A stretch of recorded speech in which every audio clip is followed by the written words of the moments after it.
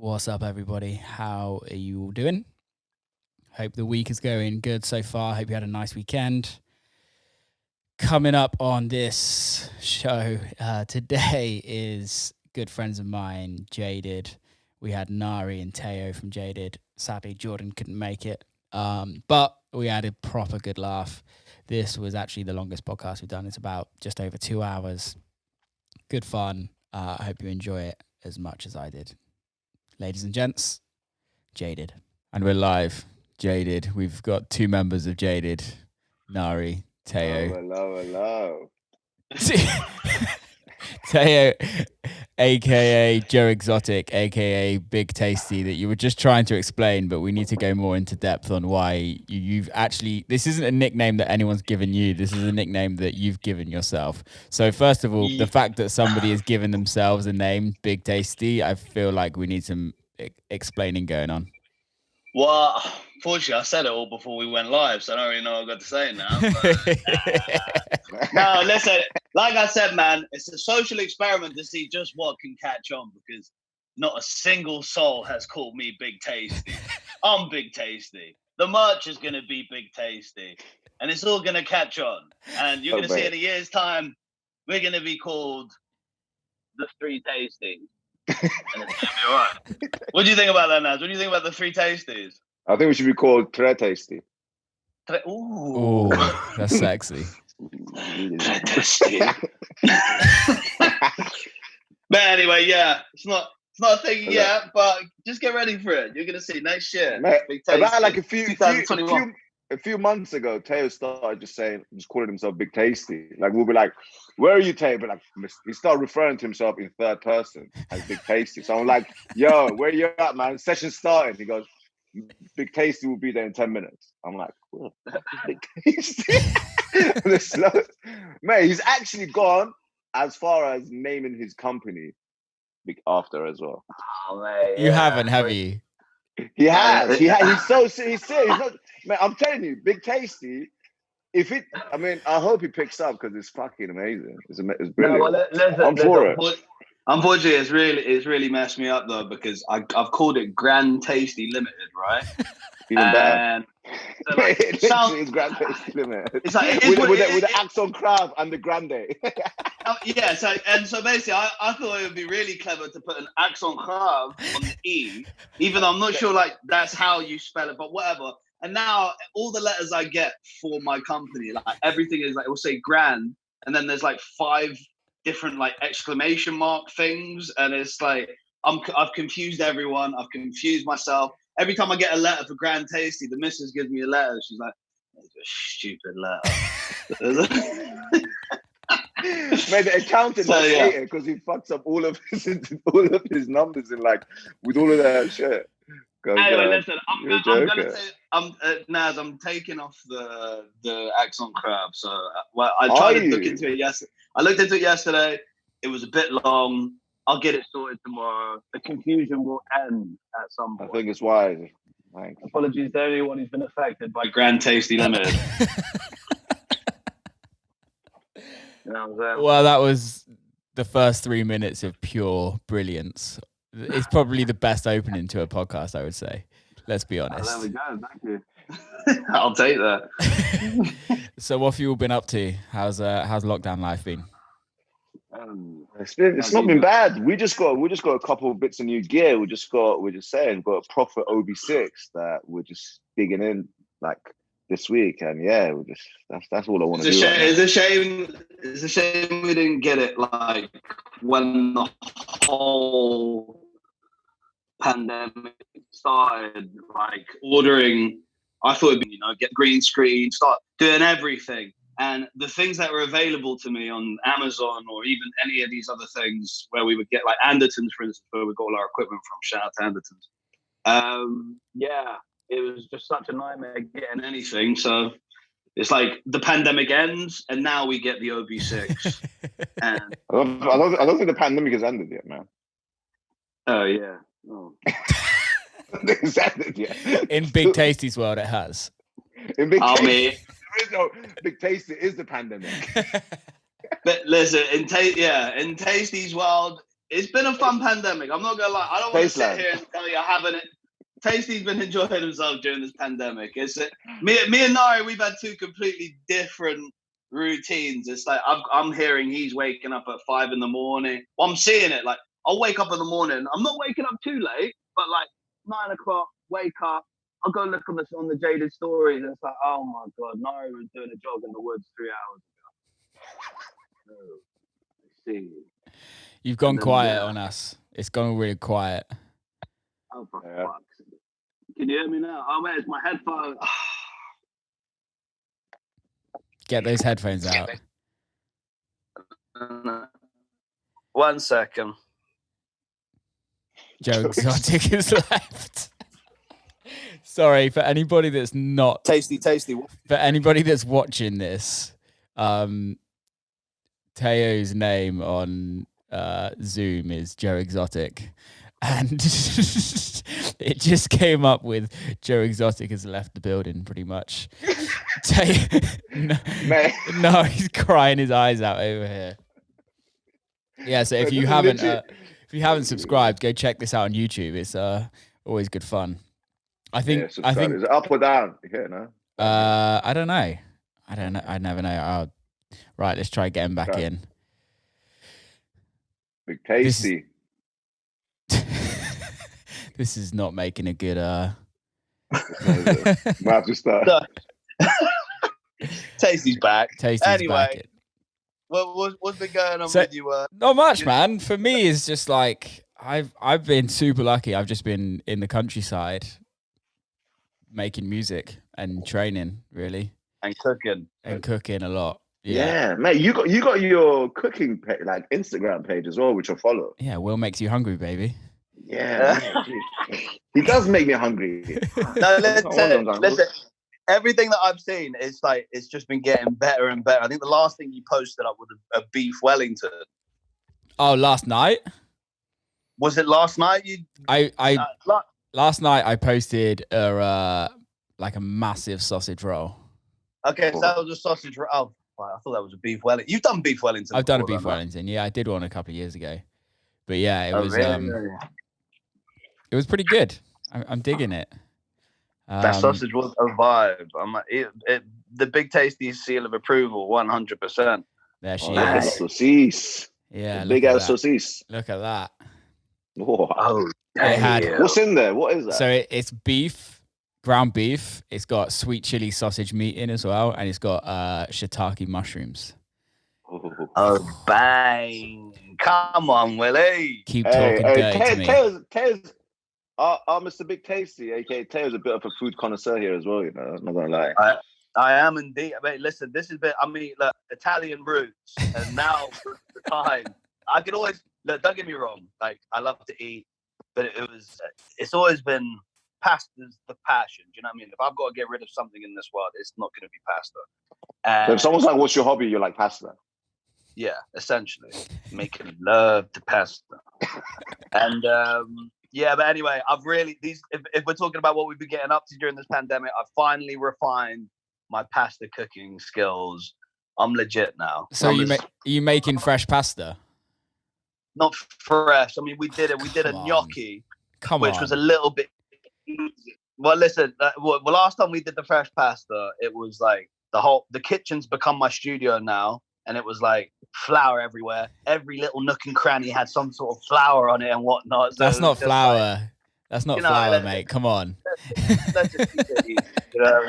So yeah, basically, my pasta got good, but it's a dry thing all the time. But anyway. So you're telling me all the white powder on all of our gear is flour?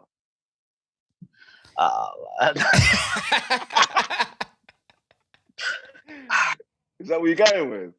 No, you just went 13 on Tasty. Tasty's getting called out. Flour is, mate. Flour is.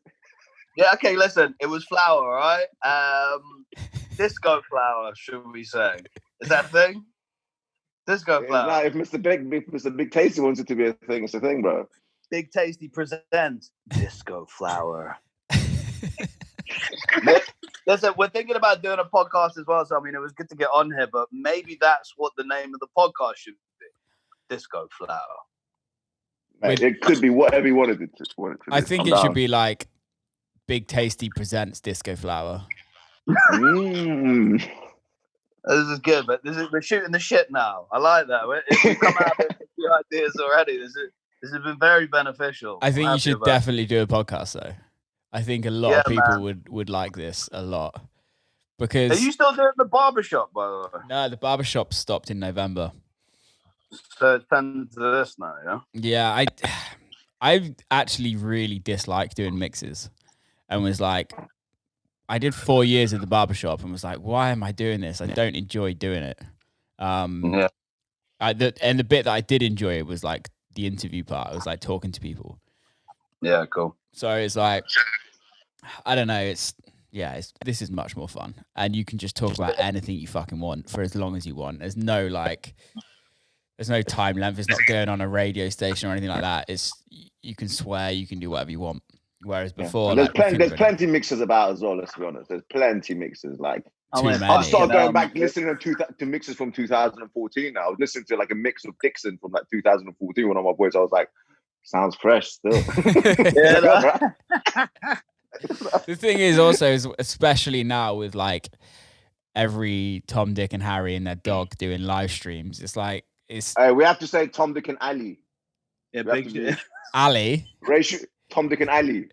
Racial equality. We're inclusive of Nari's Iranian roots over there. Tom, Dick, and Ali. Tom, Dick, and Ali. Okay. Tom, Dick, and Ali. So yeah, every Tom, Dick, and Ali is doing they're all fucking doing it. Have you been doing any live streams? No, I've refused. Really? Yeah, first of all, so one of my mates at Pioneer, he sent me some decks at the beginning of the like lockdown and was like, crack on, son, like get your live stream on. And then I was like, I didn't really want to just jump into it. And then they asked for their decks back. So I sent the decks back. And then I'm like, I just don't, I know me and Nari spoke about this before, but like, just not that fussed about doing a live stream unless it's something special. I don't see any. Of course, people are going to like it, but I'd rather give something a little bit special to people. Like, I don't know. I think like ticketed live streams is a little bit different, just because not necessarily for us to make money, but it just makes it more of I've actually paid to watch this, so I'm going to actually fully interact and fully watch it. You're invested, yeah. Whereas I think when you're on your Instagram or you're on your YouTube, it's like people just watch it and then like go and cook and do whatever and just aren't actually fully into it. Yeah. True, man. No, 100%. Yeah, that's been our reservation. I mean, we still did a few, but yeah. Did you see this one with the only live stream that I've seen that has actually blown my mind?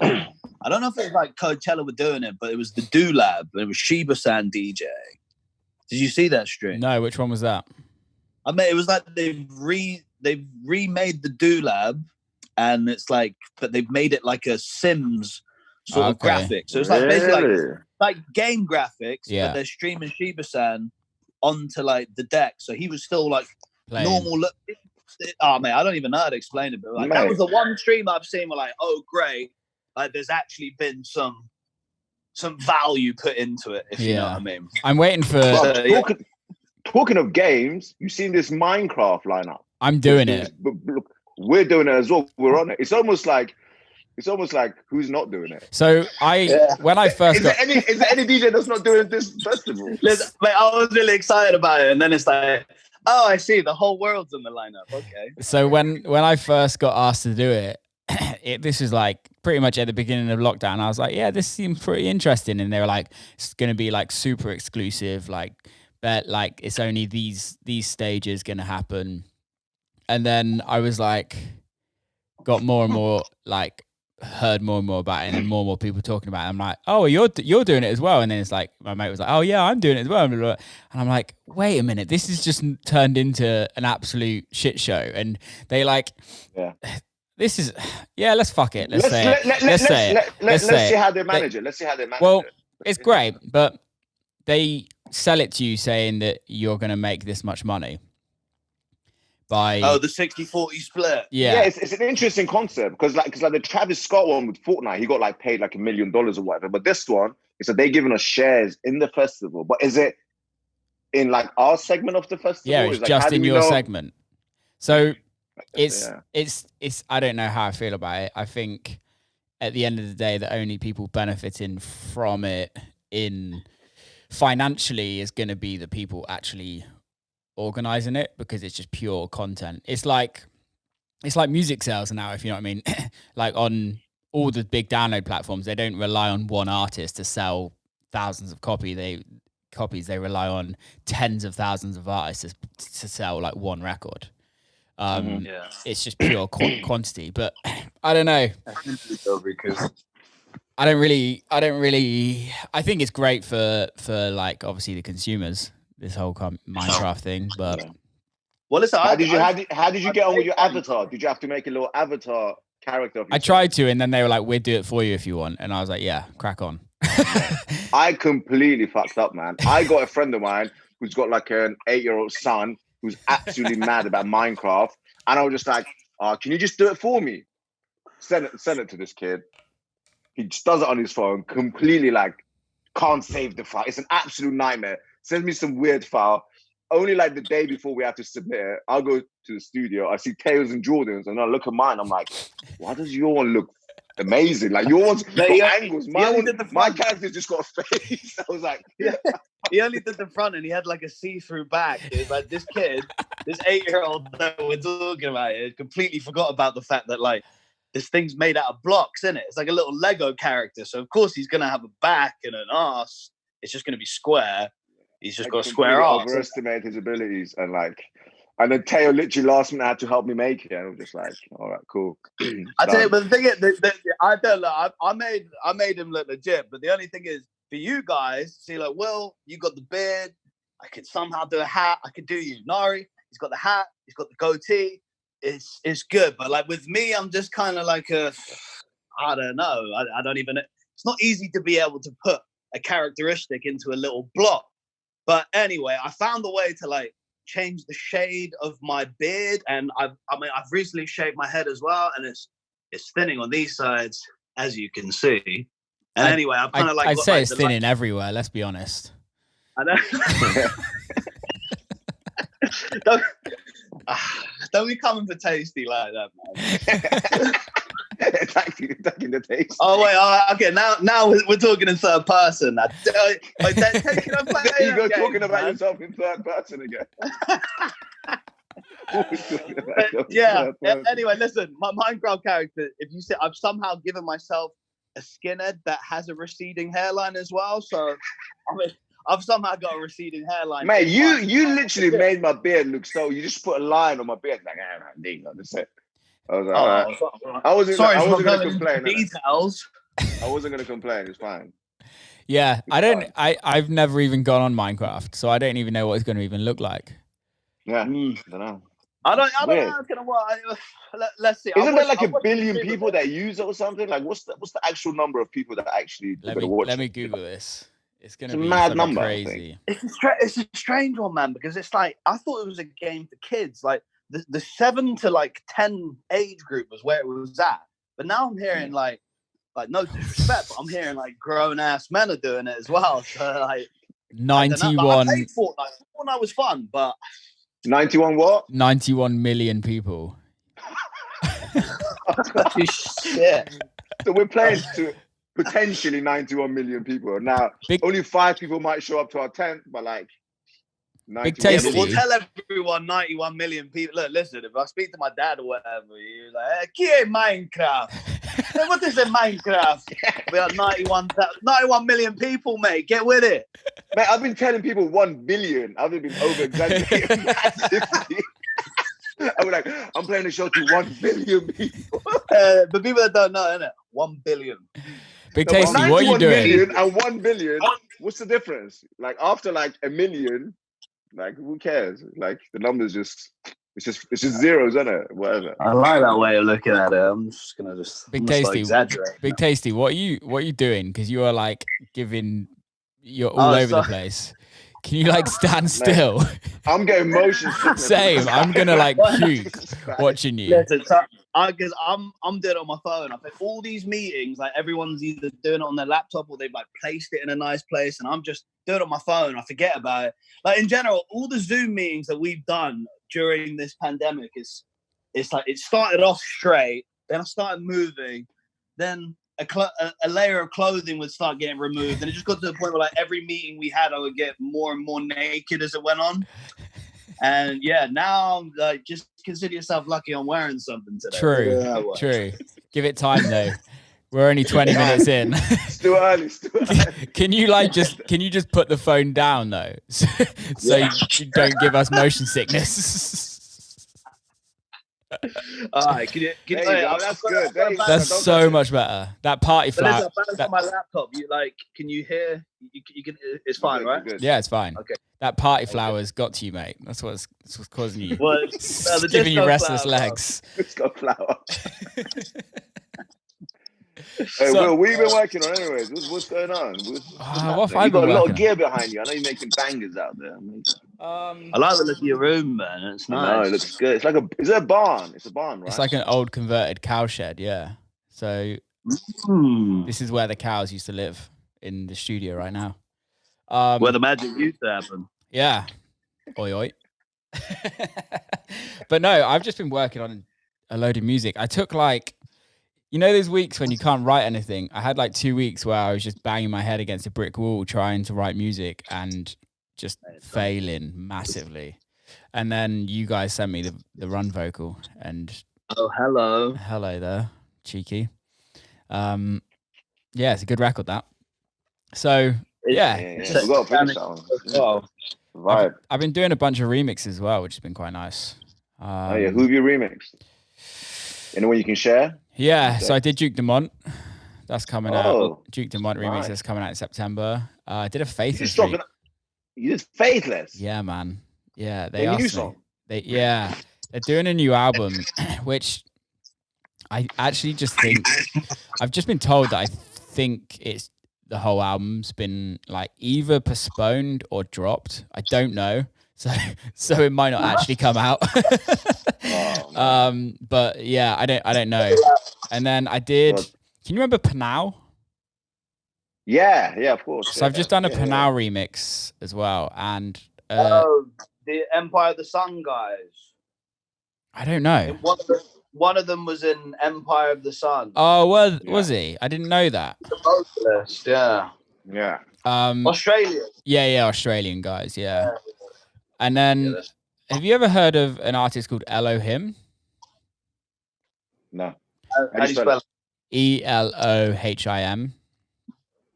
No. She's like, it's quite like an eclectic-y kind of indie kind of singer, songwriter. I've just literally finished a remix of her yesterday. Banging them out. To be honest, you're quick, bruv. I realized after I work with you, like what she said. You would have a draft or like a first version over like in the morning. I have it takes a long time to get to version 10. You seem to get to version 10 in like one day. I just have this OCD where I have to finish something. Yeah. I think it's like even when I was at school, like, you know, when you get home and you got homework, I couldn't wait. I had to just get it done. Really? Yeah, I couldn't, because I'd want to go and do something, but I didn't want it in the back of my head that I've got to do something.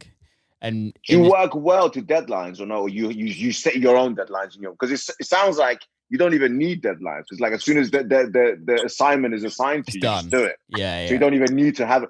I don't know. It's weird, man. At uni, I went to Portsmouth Uni and I studied pharmacy for 4 years. So the exams were like intense. They were like deadlines that you had to hand in coursework. That we had a master's paper.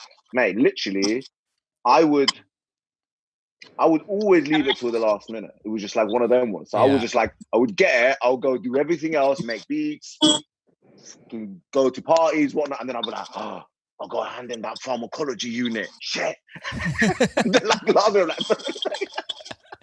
Yeah, I like projects. So for me, is like if I get to the studio and I'm like, have no idea in my head what I want to write, or I have like no like vocals or no like kind of riffs or anything like that, I'm stuck. I'm like completely stuck. But if I go into the studio and be like, okay, I want to, like the other day I did, I think I sent you it, like the Aretha Franklin record. I was like, I really want to do a record with Aretha Franklin in, and I've always wanted to do one, but just never done it. And so I was like, okay, that's my goal for today, is to write a record with Aretha Franklin. So I do that, and then I'm like, oh, okay, now I want to write a gospel record. So I'll go and find some. It might take me 2 days to find the right gospel thing, but then when I found it, I'll crack on with it. Isn't it? It's like, I know people are always just like, oh, you shouldn't go. Like, you should just go to a studio and see what happens. But like, isn't it so much better when you, like, before you even get to the studio, you have an kind of like an exact idea of what you want to do, and then you actually do it, and it sounds exactly how you wanted it to sound. I think that's one of the most pleasing feelings ever. 1 second. 1 second. Big Tasty, can you move your phone a little bit out? Like it's echoing, so it's like coming through twice. Is that? Oh wait, let me put my headphones. Yeah, put your headphones in. Yeah. 1 sec. Yeah. Hello. That's much better. Oh no, wait. No, wait. Sorry, minuto, baby. Joe Exotics left the building again.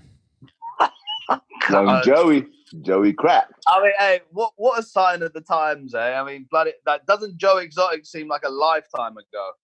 I haven't even watched it yet. What? Oh, wow. What? Yeah, I haven't watched it. It's everything you love everything about it. Not that saying, not that, not. What are you trying to say? Into, like, I'm not saying that you're into like meth taking, gay, tiger owning, murderous people. I'm just saying. But you will love everything about it because it's just bonkers. The whole thing is bonkers. Yeah, I started watching it, and I was in like the first 10 minutes. There we go, he's back. First 10 minutes, and I was like, I can't handle this. This is way too much. It was a bit much. In the end, they could have shaved. I feel like they could have shaved off an episode or two as well. Like, could have shown us the madness and then leave it. But they really rubbed the whole meth taking thing in our face. It was a bit. I think it played a major role in all the decisions, man. They had to bring like. Yeah, like every decision that was made was purely made off meth. Like, fair enough. They were running a tiger zoo off meth. Like, how can you not have respect? You know what was the best part for me? It's like when, like, in like episode 7, you find out all of these men that he's been married to or like having sex with, none of them are gay. They were just doing it for the meth. They were just doing it for the meth. That's literally the power of meth. It will literally turn you gay. It will just make you do anything. Like, oh gee, like, the guys were getting married to him, getting tattoos of his name on themselves. Spoiler alert! Hey, spoiler alert! Spoiler alert! Like, if you haven't seen it by now, you deserve to get spoiled. Okay. Yeah, I can't do it. I was like have you seen the Jeffrey Epstein? Oh my god! I watched that for like 15 minutes, and I was like, I cannot listen to another girl talk about how they got abused, like when they were like 12 by a fucking old man. The worst thing about there was loads of them going back and forth. God knows how. Like, I don't know how he developed that system, but it was working.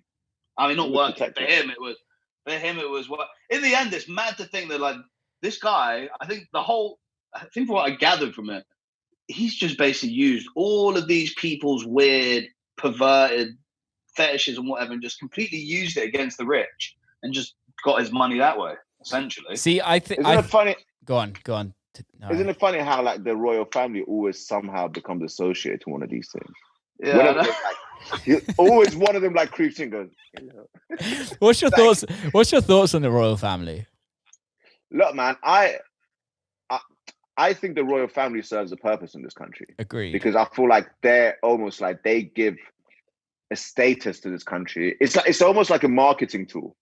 Do you know what I mean? Like, look at the amount of Americans that come over to England. They're like, yo, the Queen. Yeah. It's like, we don't give a shit here, really. We're just like, whatever, mate. Whatever. And, She's a lizard, if they listen, would they have that vibe? Like, yeah, they wouldn't really.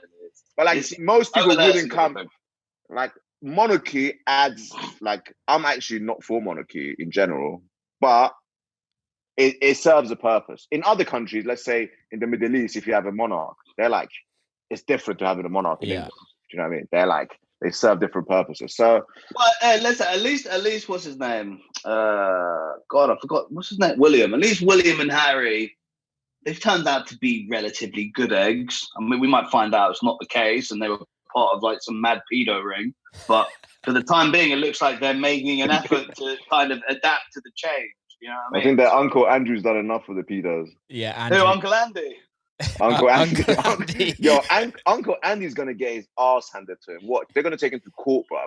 I think there was something going on where the American police have gone, Andrew is not cooperating. He's not like answering questions. They're gonna go for him, bro. I swear to God, if they get Andrew on a stand in a courtroom, you see the interview he did with, like, what was it, BBC or Channel 4 or whatever? He did that interview.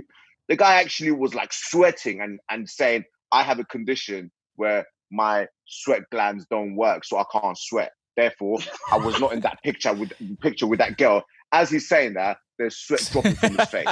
Like, mate, that is not going to stand in the court of law. You need to do better than that. He did do better though. He went and took it a bit further. And was like, nah, listen, I wasn't there that day, man. I was at Pizza Express with my daughter. Pizza Express in Woking.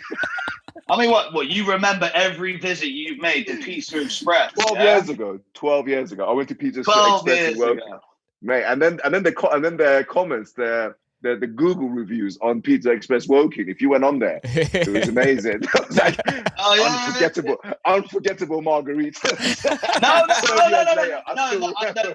No, there were comments like, I remember when I visited there in 1989, March 23rd, 1989. The pepperoni pizza was amazing. I love the like British humor. It just like it's just something that is just. I don't think you get it anywhere else. It's so dry, Unmatched. But it's like so dry. It's like with the Colston, with that Edward. Is it Edward Colston? I can't remember his name. The statue when it got put in the river, and then you went on Google Maps, and he was actually in the river. Shout out to all the man from Bristol. You guys are shout out to Colston, yeah. Fucking hell. Hey man, and then the racists were trying to get the statue out of the water, and they were using a pole for Edward Colston to grab onto. There's like a picture of a guy feeding in a pole to help him get out. Is there really? I think did they get him out? I think they're putting him in a museum. I think the mayor of Bristol is putting him in a museum. They're like doing probably made of a British. Probably made of pure bronze, man. It's probably expensive. It's probably not like. Listen, fair enough. That guy, he had to go. He had a good run. But what about Churchill? Is Churchill a thing? Mate, have you seen what's going on with the Churchill statue? I saw the video yesterday. So they're talking about getting him down. Yeah. All right, cool. Look, but let me say this thing first, and then we can talk about that. So people have gone sprayed like Churchill was racist and all of that on his statue. Yeah, Churchill was a nonce. Yeah. What? Probably was. But then there's a bunch of EDL guys who are now protecting it 24/7. They're like around it, so no one can attack the statue of Churchill anymore. Yeah. But now there's a video of someone filming these EDL guys, just like mad skinheads around the statue. Some random guys playing Bob Marley. These guys are all dancing to Bob Marley, protecting the Churchill statue from like black people or whatever, or like colored people, or like people against racism. It is the best fucking thing ever. You need to find that video. It's just like, are we not seeing the irony here? Yeah. It's not about that for them though. It's just we don't need any more coloured people in our country, do we? Yeah. Look, man, with the whole Churchill thing, look, it's because Churchill was against the biggest racist in the world does not make him a racist. Do you understand? So it's like we can't say just because he defeated Hitler, he wasn't a racist. Yeah. You understand? You could still be a like You can still be Being less racist. You could just being a little bit racist. You're still racist. Yeah, totally. You know what I mean? Yeah. Like he murked off the Bangladeshis. He murked off the Indians. He murked off so many. Like he did his fair share. So what we're saying, I want to know, because me personally, I mean, if he's got to go, he's got to go. Do you know what I mean? Man, look, there is not a single politician that has not been a tyrant, including everyone's beloved Barack Obama. Like they've all been tyrants. Like they've all bombed and killed people and caused famines as a byproduct of their legislations and their policies. So it's like, where do you draw the line? Cool. Where do you draw the line? Yeah, exactly. Where do you draw the line? They're all bad. None of them are really good. Like they just got better marketing. Like Obama's a marketing genius. Like, do you know what I mean? That's all it is. And I think this is the thing that I struggle with. Obviously, I'm just a white dude in the middle of the countryside, and for me, it's like, please bring us over. Yeah, it's like where do you, without, I don't want to kind of set myself up to be cancelled in this situation, because that's happening a lot as well. But it's like, there's history, and do you have to rewrite history, or do you have to forget history, or do we, by having history, do we learn from history, and do we move forward from history? What? And it's about, of course, I don't necessarily agree that you should always be reminded of history and reminded how bad it was and things like that all the time, with like statues kind of showing over you. But like, let's say for instance with Bristol, is like that dude, Edward Colston, he was a fucking awful man. And what his actions did, there's nothing good that came out of that in the grand scheme of things. Then again, he created Bristol. Bristol wouldn't be there if it wasn't for him. And half of Bristol's named after him. So I don't know. I'm not really kind of going in depth with it. So there could be people that know a lot. Well, there's a lot more people that know a lot more about it than me. But it's like, well, then do you change the names of like all the roads in Bristol? Do you change all the buildings? I don't know. I mean, it's difficult because firstly, you say history. What is history? Yeah. History is written by predominantly the people who have won the wars, by the people who have succeeded and completely destroyed any remnants of the people they've lost. Yeah. And history is, modern day history is, majority of it is written by, in the West anyways, by white scholars and white historians. So therefore we don't know even if the history is 100% true. Mm-hmm. Do you know what I mean? So we don't know these things. We can only go based on documents that have been written by a guy, but that guy could have been a racist. How do we know the guy who wrote? But the whole roads and names and that, look, man, whenever there's like, when there was a revolution in Iran in 1979 and they got rid of the king, the Shah, and the Islamic Revolution happened, they changed every street name. They changed every school name. They changed, like, it just went so far as like the smallest avenue, the name got changed. They changed all of the names. So it's like, it can happen, but what's the purpose? Like, what's the point? Like, maybe if we were to make the whole coastal thing a symbol of as a moment of change, those names can remain to remind us of the terrible past and how we can improve it in the future. Do you know what I mean? Maybe they can serve as a purpose, but it's just about raising awareness. That's what I gathered from what Will was saying. Really, it's like maybe keep these things around as a reminder of how not to be moving forward. Well, Banksy, did you see the Banksy thing? No, what did he do? So Banksy said, cool, we've taken the statue down. He's done a drawing of like a few people pulling down the statue. Yeah. And he goes, why don't you make this the statue of the statue being pulled down? That's the new statue. Yeah. Of saying that's the movement. That was the start of this movement in Britain or in Bristol. And that's like a monumental time. So I think if we're going to have statues of these slave owners, let's have statues of the terrible things they did as well. Do you know what I mean? Have them show maybe images of them and their boats and their slaves and the people that died, to be like, look, this guy, fine, he made loads of schools and libraries, but also these were his ships. Yeah. So, and bruv, in Britain, really, when we studied history, literally they taught us nothing about colonization. Nothing. We just learned about Henry VIII and all of his wives. Like, I knew Henry VIII's wives' name like the back of my hand. Like, why do I need to know that? Why don't we talk about colonization? Hey, no, that doesn't stop you there. Like, hey, all right, we get it, Henry. You were slanging dick left, right, and center, all right? He literally was. He was the biggest He player. created his own religion to slang all dick. He was the old Jeffrey Epstein. He was literally like, He really was. He wrote the rule book on that shit.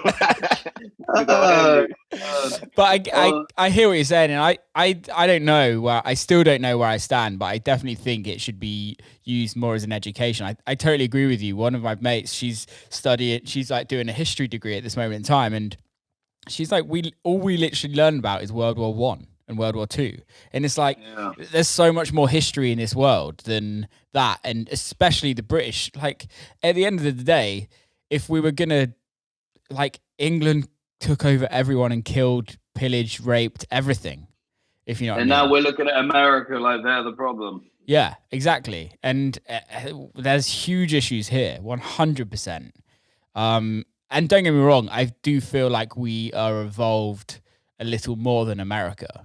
I don't think you can say I don't think it's right to say we're better than America, because I don't think we are, but we're definitely more evolved. America's like 200 years old, or however old it is, where we're fucking like thousands of years old. If you know what I mean, we've had a lot more time to like evolve as human beings and as a race. But I just don't know how I feel about everything.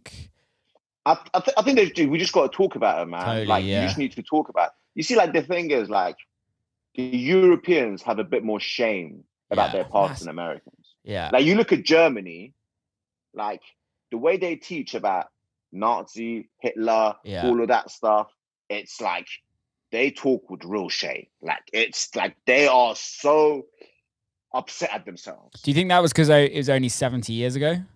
Yeah, exactly. Bro, like they have to teach in Germany, if you be like, oh, I don't know about this Holocaust thing, like you're fucked. Like you could go to prison. Do you know what I mean? Like obviously no one is saying that shit. Yeah. But like I'm just saying, like whereas in America, there's loads of people going, I don't know, man. We gotta look at this. And it's like they're like, and the people are going, hell yeah, let's see. Yeah. It's like, okay, they can talk about that shit. But in Germany, there's such shame, and rightly so. You know what I mean? Like it was unbelievably horrible. It's like they start to educate their children about a lot more, so they're open about the terrible things that the Nazis did. And I feel like maybe England isn't as open as Germany is. Yeah, we don't really talk about what we did in India. When I say we, I mean like the British English, what they did in India, what they did in Africa. We don't really know. The Germans really know what they did. The Nazis did. They have, like, you can go to Auschwitz. You can go, yeah. Yeah, you know what I mean? Like, we don't really have that. Yeah, I totally agree. I think it is all about education and kind of talking about it. But what's your thoughts on the whole social media thing right now? Because like obviously we all kind of follow the same sort of people. It's majority left, right? Like the majority of the left kind of types of people are on Instagram or on Twitter, etc., and it's just one big noise of a lot of people saying the same thing to each other, and then calling people out if somebody's either not saying something or somebody said something the wrong way that they don't agree with, if you know what I mean. And it's like I also think we all agree that Black Lives Matter. We all agree that racism. We want to end racism. How we get there, it might be differently. It might slow down to a certain people, but I think at the end of the day, we can all agree that we all want the same thing. There's probably a very small minority that don't, and let's be honest, there's always going to be a minority that don't want something. Yeah. Look, man, there's no nice way to do this. There's been unbelievable amounts of it's just uncomfortable conversations. It's like the only way to do this is everyone has to go through this crap, and there's no easy way to do this. It's going to be painful. There's going to be people. No one knows how to deal with this. So people, I feel like it's actually, there's going to have to be casualties, whether online or in real life or whatever. There's going to have to be, for change to happen. There's no nice way to do this. There's no peaceful way to do this. Everyone's going, let's keep it peaceful. It's like, listen, mate, peacefulness doesn't get anything done. No, not anymore. Do you know what I mean? Not anymore. Martin Luther King was peaceful. They still put a bullet in him. Like, stop all that. This whole let's be peaceful. It's like, why is it that when the Black Lives Matter movement wants to do their thing, it's got to be peaceful, but when Britain and America were going around pillaging the world, it wasn't peaceful. So it's like, let's not have double standards. It's going to be tough. There could be bloodshed. There probably needs to be for change to happen. Loads of people have to like deal with difficult conversations and difficult situations. And it is what it is. If we really want change, there will be casualties. And this is a war, really. This is a war on ignorance. It's a war on the old way of thinking. And if we want change, there will be casualties. And we just have to accept that. And not everyone's going to get it right, man. But the whole everyone policing each other and going, oh, you didn't use the right hashtag, this and that. That stuff gets a bit petty. It's like you're, and there could even, people could even say, oh, these are forces that are trying to manipulate the movements. Yeah. Do you know what I mean? Like I saw blackout, the whole blackout in itself, it did seem a little, I mean, I still posted it up because whatever. Not to say that everyone was doing it, but like, yeah, let's all at least show that we are supporting the cause. It does seem a little bit strange that at that time where there needed to be as loud a voice as there needed to be, the whole thing was, let's switch off from social media for a day. It just seemed a bit fishy. And also, they did it on Tuesday. It's like, really, truly, if the music industry wants to do a blackout, let's blackout Friday when new music comes out. Let's see how many of these major labels, Sony, Universal, Warner, whatever, they're going to hold off on the new music Friday and their positioning in the playlist. But what? But who actually came out Friday? Who actually started the whole? I mean, that's a big question. Who knows? Because by the time it got to us, it was already like rolling. Yeah. Like we were just like, we're gonna do it, and we did it. Everyone did it, and we supported it. Of course. But also, wouldn't it have been better to do it on Friday, where it actually would have had more impact than on a Tuesday? Maybe there are reasons why the Tuesday was chosen. I don't know. Maybe there was. It's weird. It's. Let's be honest. 2020 is like we're never going to forget 2020. I mean, this has been a reset, mate. We forget 2019. We had Brexit and all this other madness. Everyone's forgot about Brexit. I wish Brexit would come back. No one's talking about Brexit. Was light work compared to this. Imagine when the Brexit talk starts. By the way, Brexit's happening and the racists are just pissed off at that shit. Brexit's happening and all the racists are still not happy. They're still pissed off. It's like, what else you want? You got your country back. Because I think at the end of the day, the whole. Go on, Tay. I just saw something on Tommy Robinson earlier. It's just funny. EDL was it the English Defence League? Yeah. Is that? I mean, like they really make it sound like they're a bunch of like motherfucking superheroes around there. Like that guy ain't saying shit. I watched a video of him crying in prison because like someone took a toothbrush. You know what I mean? But now he's trying to start a race war. I don't know if you realize this Saturday, basically he's called all the EDL members from around the UK to come to London to basically fight or to protect, as he might put it, the statues and protect monuments and to come and basically fight the Black Lives Matter movement in London. And it's sick fucks, basically man. Sick fuck. And basically, this is the oldest trick in the book. Show up in numbers, agitate the people you're trying to fight, and draw them out. Make sure you got cameras around. Make them look like animals and violent, and get them violent. Filmed it. Then you got propaganda for years to feed, and then. So you see, like Akala came out and Akala came out and he's basically saying, look, man, if you're coming from South London, East London, Northwest London, wherever, if you're coming to beef, if you're coming to fight, please don't. Just stay in your hood, stay in your ends. Don't come. So let's be peaceful. Because all it takes is for one guy to like pull out a knife or one guy to punch someone, or it's done. It's like they have so much more at their disposal to work with this propaganda than this Black Lives Matter movement does, really, because they're pros in this. Have you seen Stormzy? He's going to be donating £10 million over a course of 10 years to Black Lives Matter. Yeah. Wow. It's like, well, now I'm seeing a lot of these guys do this now. It's like instead of like giving a chunk, they invest over. I guess Michael Jordan started with $100 million over 10 years. That was the one that started it all. Yeah, Michael Jordan was 100 million, came out like last week, I think. $100 million over 10 years. My God. I guess Storms just can do 10 of Wait, that was like literally Michael Jordan given one of his paychecks for the year. That's literally like Michael Jordan going into his pocket going, yeah, mate. 100 million. What's your thoughts on the whole advertising how much you donate? It's a strange one. Well, it's like I personally think I personally think it's a bit of a dick swinging competition. If I'm totally honest with you, it is. And don't get me wrong, it depends. It depends. If you're Virgil fucking Abloh and you post a PayPal thing of you donating $50 to Black Lives Matter, you're a dick. Like, you're the head of Louis Vuitton men and you've donated $50. Maybe he's donated $50 to like 1,000 different places. Then forgive me, Virgil. See, that's the thing. It's like, otherwise, if you're Michael Jordan and you've gone and said, I'm doing $100 million, maybe that should be publicized, because that's going to make everyone go, whoa. Yeah. And the shock factor is worth it, because everyone's just going to go, oh, well, Stormzy probably had the idea of donating 10 million when he saw Michael Jordan do 100 million. Do you know what I mean? So it can spiral in a good way. What about those guys who on Instagram who used to go up to like homeless people and like drop $100 on them, give them a warm meal? That's a dick move. That's inhumane. That's so inhumane. They're fucking idiots. There was a movement for that. Like, a lot of people would start doing that, and I was like, what the hell is this about? Like, what? Like, it's great that you're helping people, but you're not doing it to help people. You're doing it to fucking get likes on your Instagram. And Mate, but let's be honest, charity in itself, charity is a business, isn't it? Let's be honest.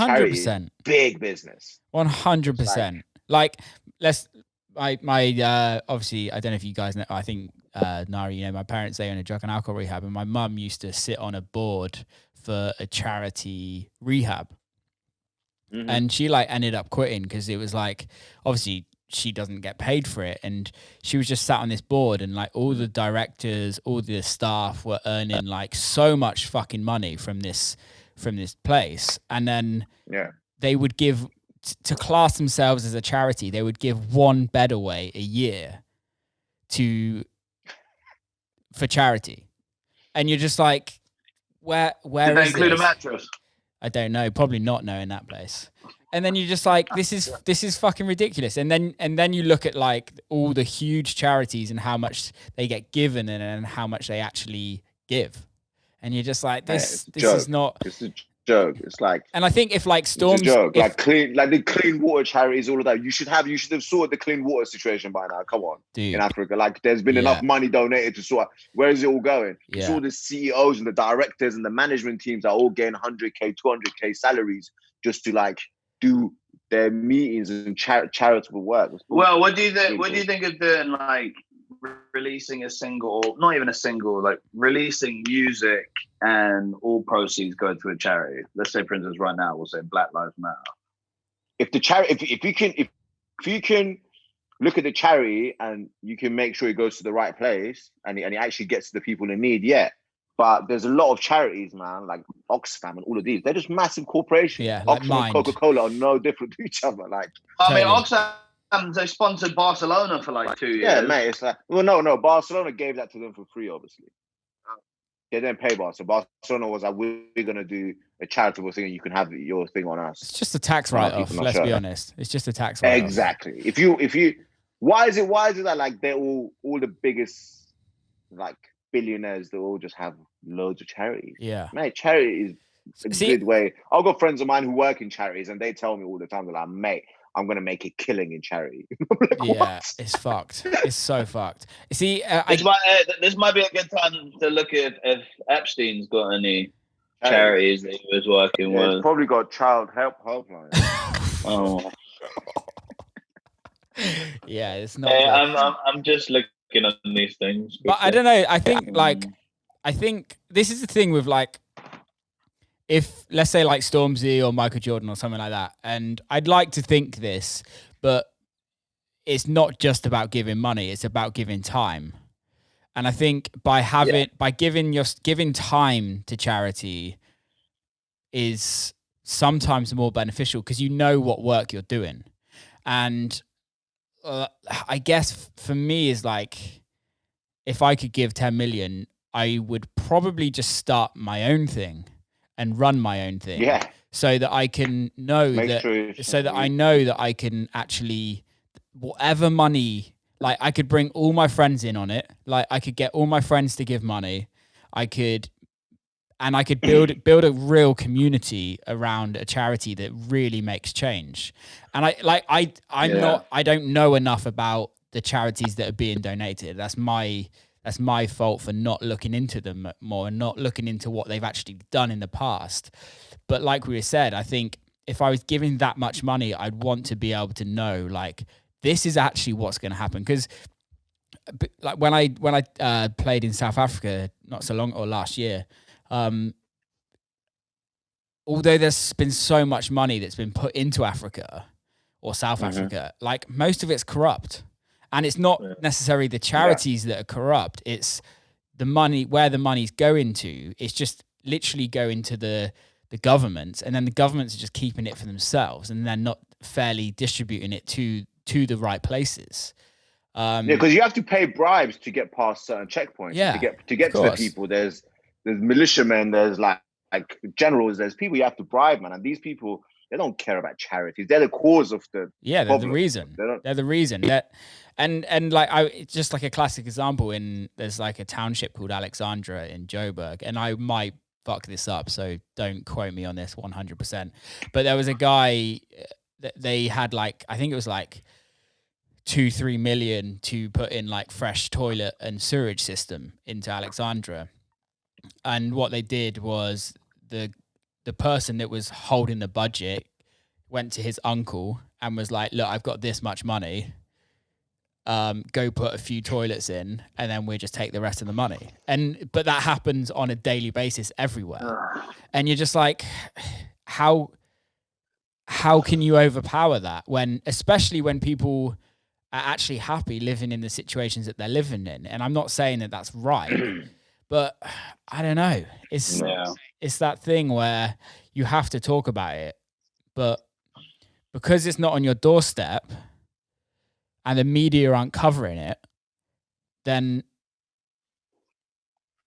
we all forget. We all don't realize what's going on. It's like, what you were saying in I think it was in Iran with all those people that were shot dead in the street, or Syria. Well, I can't remember where you mentioned it, but it's like, it was in the news for about 5 minutes.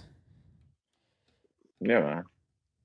No, man, when you compare, like, their protests in England and in America, and like even to be able to protest the way people protest here, it's still very privileged. Yeah. In Iran, there were protests and 1,000 people were shot dead from the rooftops in like weeks. Yeah.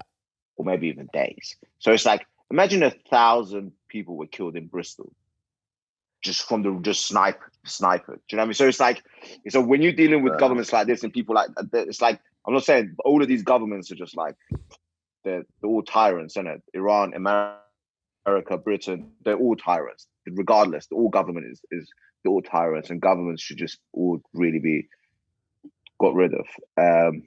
But we are privileged here to be able to have this. And if you're talking about charities still have to get past these gatekeepers. Yeah. The same people that are shooting 1,000 people are the people that are in charge of the grains getting to that village, you know? So how are you gonna No, man, hey, to kind of wrap all of these things up and like what we can do to help and things like that, at least from my perspective, because like what you're saying, do you know what I mean? Everyone's asking to keep the whole movement going, keep talking about it, don't end the discussion because then it all ends and whatnot. So it's like, I do see that. And that's the main thing that really needs to be done. Whether you're giving out money or you're helping a charity or whatever the fuck you're doing, really, the best thing that anyone can do is between themselves and the people that they interact with, make sure that they keep the conversation going and they call people out on things that might just be a little bit unnecessary. I mean, like even for instance, it's just, we're desensitized to believe that Boris Johnson can literally say something along the line of what did he call it? A letterbox. Yeah, letterbox. Muslim women look like because like a letterbox. He said that. Yeah. And it's crazy that he got away. That he's now government. Position to be able to say that shit. Yeah, and so it's up to us really to just be like, no, that shit's not cool. We have I'm not going to spend all day trying to bring Boris down. I'm just going to try and, like, if I'm having a conversation with someone and they say some shit, we'll be like, yo, we're not doing that anymore. You know what I mean? Hey, racism is literally part of like British banter. British, like it literally is part. Like if you think about it, it really is. It's like part of culture. Like, come on, man. Me, Teo, and Jordan. I'm Iranian. He's Italian. He's mixed race black. So it's like, so when I tell you, when we're in the studio, like we're constantly going at each other with just like this shit, and it's not because we hate each other or we're racist to each other. And it's not even that we can't be racist. Yeah, we can be racist. But it's like, we always going at each other because it's just bants. And between us, it's bants. Yeah. But all it takes is for one person, if I was like going at Teo for being Italian or being white or whatever, all of a sudden goes, don't do that, bro. That's not cool. All of a sudden, it's not a joke anymore. Yeah. Then it's like, but if it did it, I'm like, oh, why are you being wet? Why are you being moist for? Like, what do I say? Why are you being moist, bro? But also, it depends. Like, if it is, because you can get affected, bro. Do you know what I mean? Like, I know black friends of mine who you can't joke with them like that because especially it's about timing. Everything's about timing. Totally, yeah. Like if right now you're going up to your black friends right now and you're busting black jokes, you're a dickhead. Do you know what I mean? Like, now's not the time. Yeah. So help them because there's a movement. That's the whole thing with All Lives Matter as well. It's just like, given the sensitivity of the situation, totally. For you to be sitting there in your feelings about, well, technically all lives matter. It's like, well, suck a donkey dick, man. And so now I'm just gonna like change the narrative. It's like from now on, everything's gonna be donkey this and goat nuts that. Big donkey dick. I mean? That's your new name. Not Big Tasty. It's Big Donkey Dick. Big donkey balls. Donkey balls. Donkey Dick's got a better ring to it. Yeah. Hey, but on a completely unrelated note, by the way, I was just looking at I was watching a video of the Paul Van Dyke. Remember Paul Van Dyke? Yeah, I've got some stories about him. Oh yeah. Really? Well, no, nothing to do with Paul Van Dyke, but just it was a flashback to Love Parade in Berlin. Yeah. And like, because I only went to Berlin last year. That was actually where Big Tasty started. We went and I did a stag do for a friend of mine. And that's how Big Tasty came about. But it was in Berlin. That was the birthplace of Big Tasty, Berlin. And what a great place to be born.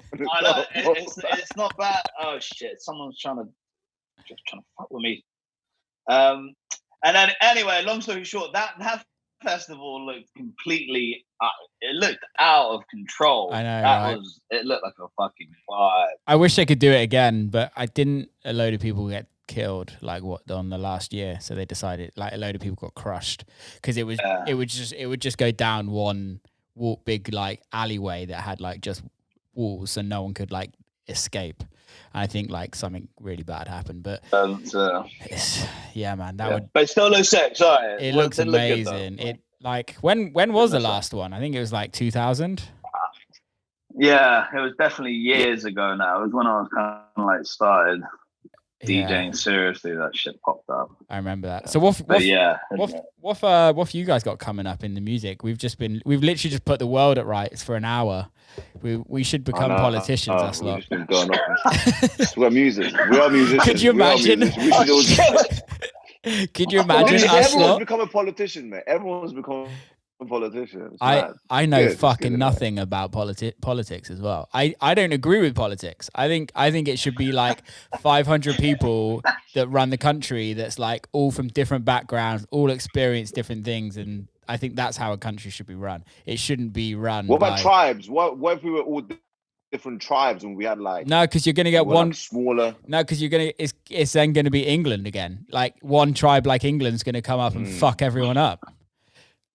Like, I think. But then, how do you control power? Do you allow one person to be in charge, or do you allow everyone to be in charge? Well, I think you have one spokesperson. Okay, but the spokesperson is neutral, and the spokesperson speaks for the vote of behind the 500 people that work in Parliament. But the people that work in Parliament, Speaker of the House, basically. Yeah, like that sort of. Yeah, and they don't fucking do anything. They don't make a decision. They literally just speak. They speak on what has been planned. And I think if you had 500 people from, like, all walks of life, like young, like our generation, younger, like from 18 and up, and then people that have been brought up in council house estates, people that have been brought up in extreme wealth, etc., etc. I think that is when you get like a balance. Where now all of our politicians are just rich boy and girl kind of people that have been to Eton. Yeah. Well, to be honest, I know. What was that? I nominate Will to be England's first speaker. All in agreement, say aye. Aye. Ali G. We need Ali G. We need Ali G as president. I'm gonna be the Chancellor of Exchequer. Hey, now listen. If you really want to know how to end politics, or you want to know how to end racism, even just throw in a whole packet of disco flower, and then let's see where we're at. No one's racist when disco flowers. See what I did there? No time for that. Quickly. Listen, the paranoia is set in, mate. You don't need that shit. But anyway, we're talking about music, and we're back to music. So anyway, everyone's been a politician, which is great because I've even seen like my little 18, 17-year-old cousins are all just like out there in America protesting, being little politicians. Great. I love them, man. I'm like all for it. Just make sure you stay informed and you stay safe and you don't get dragged down like trends and this and that. But apart from that, why not? Music, mate, I just realized we're nuts, man. We put out 8 tracks. We put out 8 tracks in the last 4 months. 7 of them original and 1 of them a remix. What a time for us to release music, man. I think it's a good time to release all the music now. Well, listen. I mean, as a brief background as well, what people don't know, maybe they did know, don't know, is the whole being signed to a major label really restricts the amount of music you can release, and that's what we had a couple of years ago. So, I guess this has been a backlash to the fact that, like, you know, you got to release a hit, and you only get 2 chances a year to do that shit. So, it's been nice to be able to release music and people be able to see kind of more what we're about as opposed to just the glossy pop versions of what we are. So on that sense, it's been good to release music. On the other hand, we've had the most prolific 6 months we've ever had during a fucking global lockdown, which is great. So, and we've been releasing club tunes with no clubs open. But you know what? People need music more than ever. So I'm sure when the clubs open back up again, hopefully these tunes would have like I don't believe this shit really. If you're big into house music, techno music, like, I mean, who the fuck listens to house music and goes, oh wait, there's no clubs to go to this weekend. Oh, I'm just gonna start listening to. I don't think it's about folk. I don't think it's about that. I think people are still listening to house and techno, but I think what you're not getting with the clubs is the promotion of the records. So let's say, for instance, you have. Let's just use Calvin Harris for an example. Calvin Harris is playing all of your records in his sets to tens of thousands of people. Tens of thousands of people are shazamming your record and finding out who Jaded are. That's what you're not getting. Now, all you're getting is what either your fans are, so you get your followership, listen to your music. But let's be honest, not all of our fans are hearing our music because of algorithms. No. Yeah, so and then you have Spotify, Apple Music controlling who listens to what. Like let's say for instance you have 10,000 followers on Spotify. Like all those 10,000 people don't hear that record. No, of course not. Yeah, the algorithms are different. They're like playlists are made differently. So yeah, when you release music in a time like this, you don't get the luck or the exposure of you don't get the nice surprise of just like, oh, Calvin Harris just played it to a million people. Like, oh wow. Like you don't get any of that shit. We had a track, Bang Bang, which was like doing well on the Beatport charts. And it was like first time in a while we've been in the Beatport charts, and it was good to kind of be back in that sort of in a nice underground place, like we feel comfortable there. And anyway, it was doing good, but realistically, it only can reach so far. Maybe, if you've got a couple of DJs, important DJs dropping that tune, you got a video of it, we might have gone to fucking number 1 with that. Yeah. So it's like, and people might say, well, you got DJs. People might say you got DJs streaming on Twitch, on YouTube. It's like it's not the same. It's It's not the same. And also Twitch. I think Twitch is done, by the way. Is Twitch done now? With the whole... yeah, they got all these rules and regulations now, man. They're taking music down, the copyright laws. I don't know. It's like it's worse than YouTube, recently, I think.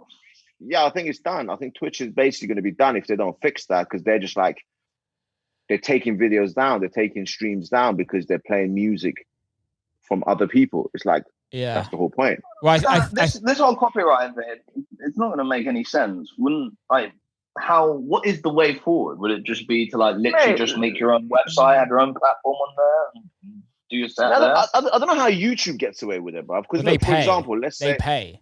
So they pay who? Well, there's so many.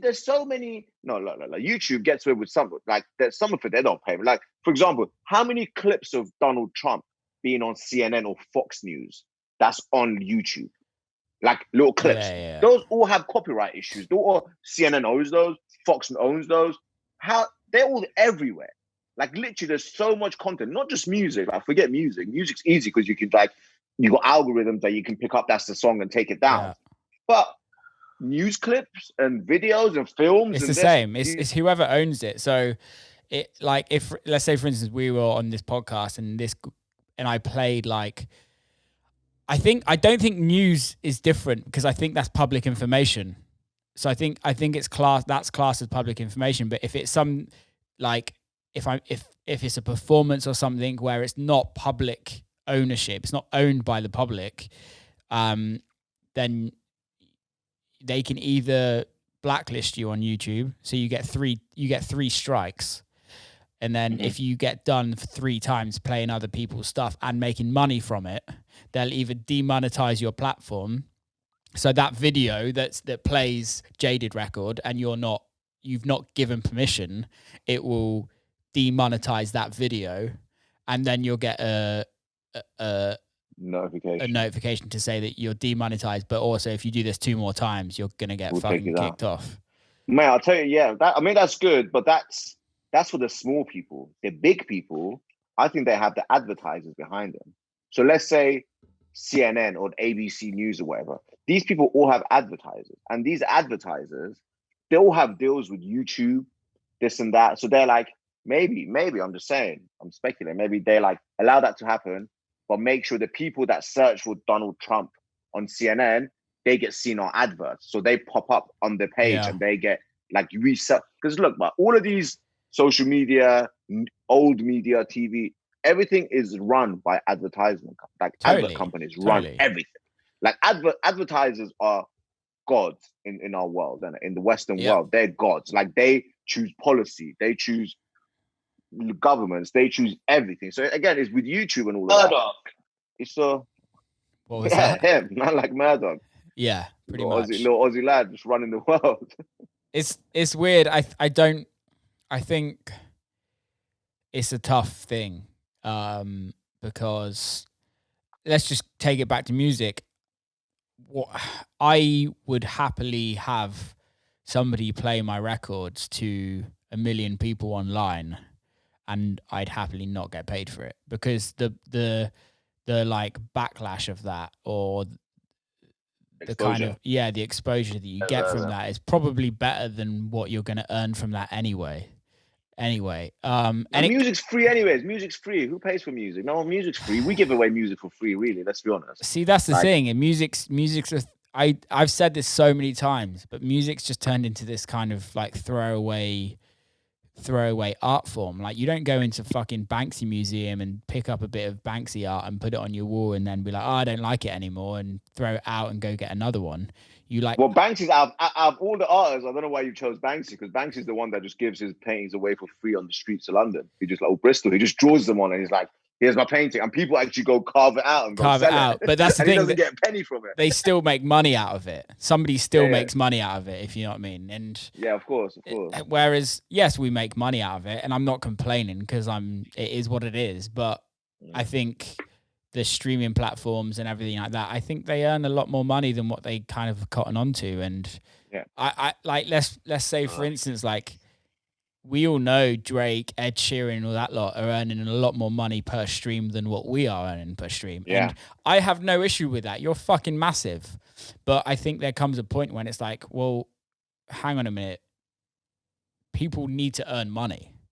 And I think, I don't know about you guys, because obviously you guys were in the pop world a lot more than what I am, but when your streams are a lot higher, you can earn an all right living from it, if you know what I mean. And if you have like a publishing deal, or if you're assigned to a major and things like that, there's pros and cons to all that. But I can guarantee you there's a lot of DJs, producers that didn't really earn any money. They lived paycheck to paycheck. They relied on that $1,000 show each month, or whatever it was, $500, £100, whatever. And now that's just gone. And there's no money in earning the streams, if you know what I mean. And there's no saying when it's going to come back as well. I mean, we've just been giving rough guidelines. But... Yeah, like I'm unhappy if I get under 1 million streams. That's ridiculous. No. Like, look, man, now, like the way music has become, it's like music is now what you use to bait your customers or the fish. And then once you bait them, you could sell them everything else. You could sell them. It's a different world. Before, you would sell CDs in the 90s and you just like sell them for £15 and just make a killing. We can't do that anymore. So it's like we almost give the music away close to free. Like, and like on Spotify, 1 million streams equates to £4,000. Yeah. But then you split that between the label and the distributors. Or like how many members you got, management fee, this, that. Yeah. It's like, it's chump. 3 hours. Yeah. We got to talk about your shirt, Teo. No! Big Tasty was getting a big cut. Big Tasty. Hey, a little cut. Mate, you play it like that, I'm going to be whipping you with a tasty tax soon. Oh, God. But yeah, it's not. But that's what I'm saying, man. Sometimes, I mean, at least for us, the things that have been kind of keeping things ticking a little bit, occasionally things get picked up, even old songs of ours. We're trying to kind of get a nice equilibrium now between what we are happy with on a commercial basis and, do you know what I mean? Our roots are still underground stuff, so it's not really, we want to like find a happy medium. So we're happy with the music, but during these times, the whole gig thing completely fucked everyone up. The only thing is like maybe occasionally like TV, adverts, things like that, they pop up from time to time. They can keep things going. I guess the whole thing is now, as throwaway as music is, I guess the new aim of the game now is to kind of build a culture and community around what it is that you are doing. So I guess there's more value than it just being tunes or the little one-off fees. So why the podcast you're doing now, it's like, these are the things that I think it's good. Everything you do. You're the blueprint, Will. Far from it. But I'll tell you what, man, this whole I actually I think this pandemic was needed. I mean, totally. Because you rattled everyone's cages. Yeah. Everyone was just getting too comfortable. Yeah. All the big DJs, all the big cats were getting fatter and fatter and fatter and eating more and taking a bigger chunk of the pie. And now it's almost leveled the playing ground. It's like, yeah, you got 1 million followers, but I can still stream and you can stream, whatever. Let's see. I could be like, we could create the whole Big Tasty thing and it could be a thing of its own. And it could do way better than, let's say, a Jaded gig, whatever. Who knows? You never know these things. The great thing about internet is that shit's wild. Anything could happen. You can just put it out there the next day, it's gone viral. So it's like now it's leveled the playing ground, and the people who take advantage of that, they ultimately will succeed. But the people who sit there and sulk and be like, oh, we've got no gigs, we've got no this, streaming numbers are low, this and that. It's like, you're just going to get left behind. Man. It's about adapting. It's about adapting to what's going on. And I think as artists, the real artists, the good artists, the people that are passionate about what they do and for doing it for the right reasons will always adapt. We as human beings adapt to everything, whether that's where we live, what we do, someone's died, someone's left, someone's came into our lives, we all adapt. Yeah. And I think now is the perfect time. I honestly think this is going to be fucking amazing when the clubs start opening again. Because can you imagine? Because I think promoters are going to have, they can't afford the big DJs. They can't. Like no promoter's going to pay a DJ 100K anymore. Well, they might do, but they will. No. It's not to start with. I think what's going to happen is you're going to see small venues open. I did hear a theory the other day where somebody's like, well, what's going to happen is they're going to pay Carl Cox $100,000 to play Ministry of Sound all night long, and tickets are going to be £400. I'm like, Jesus Christ. All right, mate. I'm all right. Like, let's be honest. Listen, I love techno, but that's a mortgage right there. Yeah, exactly. £100, mate. There's a new synth. But I don't know. That's like 8%. I don't really necessarily agree with that. I think there's going to be some fucking dope, cool parties that happen. Unless I can touch Carl Cox's naked belly after the show for £400. I'm not paying £400. Yeah, you could lick it, mate. Yeah, exactly. If I can't motorboat Carl Cox, then I don't want to know. Big Tasty. Oh, Big Tasty. Oh yes. Tasty. That's so good. But yeah, I don't know. I think it's gonna be interesting. I'm really looking forward to playing again. It was really nice to actually not play, and it was really nice to just like be back. Come back home as well. Come back home and just chill. And obviously like I want to concentrate more in UK and Europe. Like this is my home. We've missed you, man. You've just gone over to the States and like it's weird. It's been like, your accent's gonna change. I was like, is he gonna come back with the weird accent?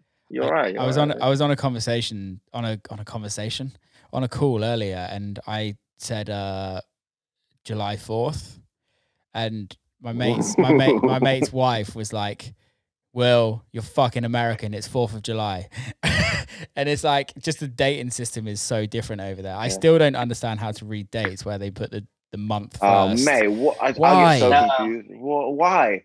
Why would the month be at the start and just stay? It's ridiculous. Why would you change the one in the middle? Oh, actually, my battery's dying. 1 sec. I need to charge one. 1 sec. But yeah, my missus is American, and she's moved to London, and all the things that I didn't even realize. There's new things every day now that are popping. Yeah, the 4th of July thing, the days and the months switching over. Like I thought we clarified it, but like every single time it comes back, I just can't get it right. So it just and the trash thing. That's just like the trash. Mate, I use the trash now. To be honest, shut up. Did you see what happened? Did you see what happened with the new Apple update? No. They moved it. It was not the trash can anymore. It's called the bin. And I was like, "Fuck yes!" One step to humanity, or whatever. What's that saying that they said on Neil Armstrong said? One small step. Yes. That's it. I was like, "This is the best thing ever." I've got to say, every time I'm in LA for more than like 2 weeks, like just out of necessity, I have to change some words. You have to. Like literally, I can't go to a bartender and be like, "Oh, excuse me, can I get a glass of water, please?" They were like, "Huh?" Yeah. They were like, "Water." They were like, "Huh?" I was like, "Water." They were like, "Huh?" I was like, "Water." They were like, "There you go." I'm like, The one for me is every English guy I know that moves to America, they always end up saying party. Like, oh yeah, we're going to this party today. Like it's not party, it's not party.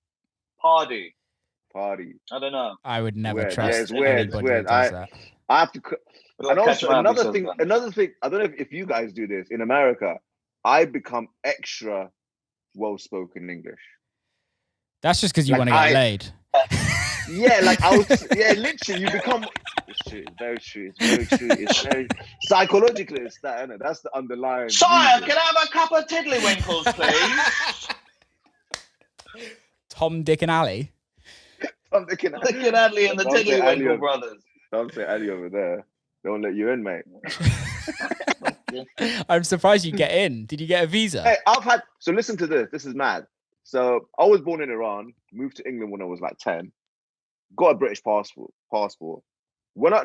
Trump like a few years ago put a Muslim restriction thing in where a few countries couldn't come in. I had to go and get a Muslim visa.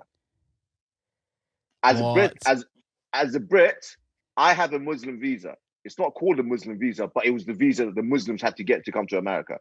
So I had to go to the American embassy a couple times.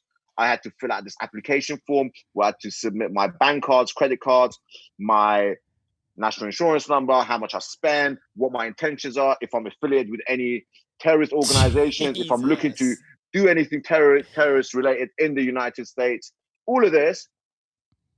To be honest, when I went to the American embassy, they were super nice. They were super kind. Apart from their the soldiers by the door with the machine guns that look scary as fuck. When you get past that point, they're the good. people behind their desks and that, lovely, sweet people.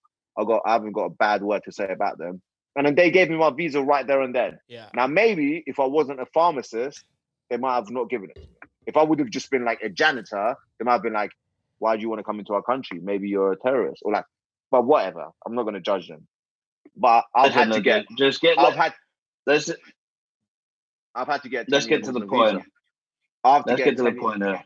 The point is, I've had to get a 10-year Muslim visa, and I'm happy about it because I don't need to apply for that ESTA crap every time I go to America now. If you guys have you done tours over there? Not yet. Not yet. Wait. We're working on that. Wait till you get your O1 visas. That's fucking... It's awful. Really? To be fair, it's expensive.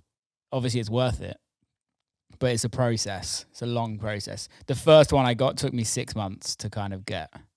Wow. It's like, God. but it's exactly the same coming here. If they're coming here, it's exactly the same.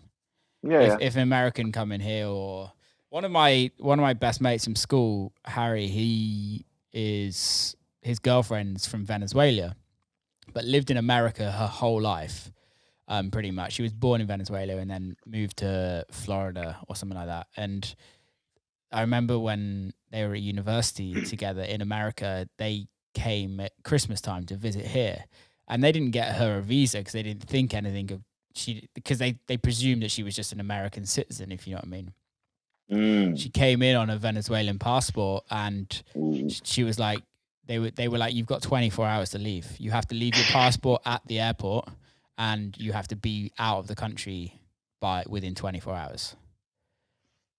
And you're just like, we're so lucky. We're so lucky by able to just fly in and out of places. Yeah, mate, that's like just traveling.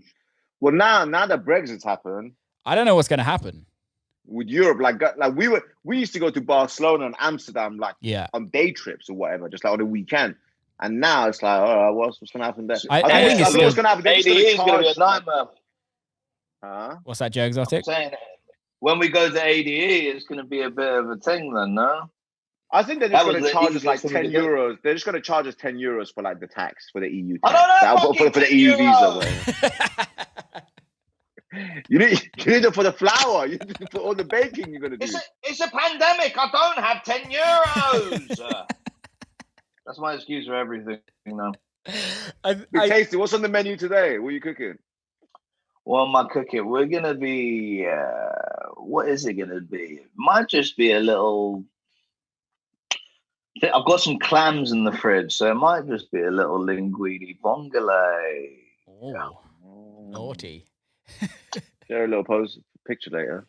Let's see. Yeah. Well, this is the problem. We've got. Sorry, going back to like, how do you kind of act on social media during these times? It's a little bit difficult because the last thing you really want to be seeing is my linguine vongole during this time, and living a good life. Living the good life. Yeah, it's true. It's like, do you hide the good parts? Or? Yeah, do I hide the fact that do you know what I mean? I don't even know what to do anymore. So I won't post it, but I'll send you a text and let you know how satisfying it was. I think you should post it. I think you should post. I don't think you should. You should not post it because of people's struggles. It's fine. Like, your linguine is not going to hurt anyone. Linguine and clams, that was the... It's probably going to hurt you. You're probably going to get food poisoning from it, but it's the only person it's going to hurt. Listen, my immune system, mate, a couple of clams ain't going to do shit to me. But have you seen his belly? Look at his belly. You see it? It's just like it towers over the Golden Gate Bridge, bro. Mate, you look like the Italian Godzilla. Oh shit.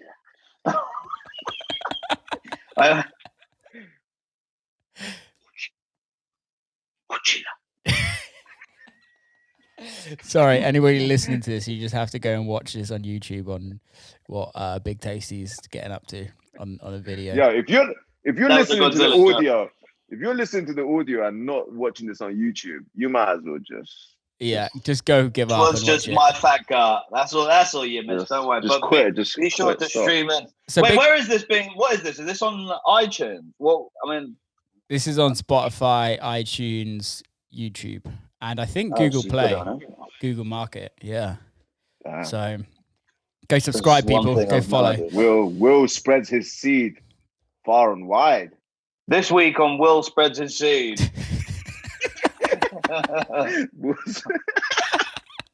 That should be all of our new podcast. Will's seed spreading. Will Clarke's seed spreading experience. Speaking of live streams, we're technically live on Facebook right now. Just saying. Are you? Are we? I don't know. You're gonna have to pretend with Bill. No, everyone knows this live stream. This is not live. This definitely isn't live. Yeah, well, we're on right now. It's popping off. There's 3 people in the room so far, but it looks like it's popping off. Oh, have you put it on live on Facebook? Yeah. I should I don't now. It's yeah. Oh, fuck it. Are we doing this? Go on, then. Go on, then, son. Wait, how do I so flip the ding? Big Tasty, I've got a question for you. You've gone. Oh no, it's the Golden Gate Bridge. I can't do it. It's the Golden Gate Bridge. Yeah, go on. What you got for me? When are you going to start your stand-up career? This was a good little test to see like what I can get away with, because I haven't thought about it just yet, just because I just don't want to come out and just say some mad shit. Because if you stay in a room for me for an hour when the camera's on rolling, you might hear some shit that might upset your grandmother. Do you know what I mean? So yeah, but I don't really want to be there.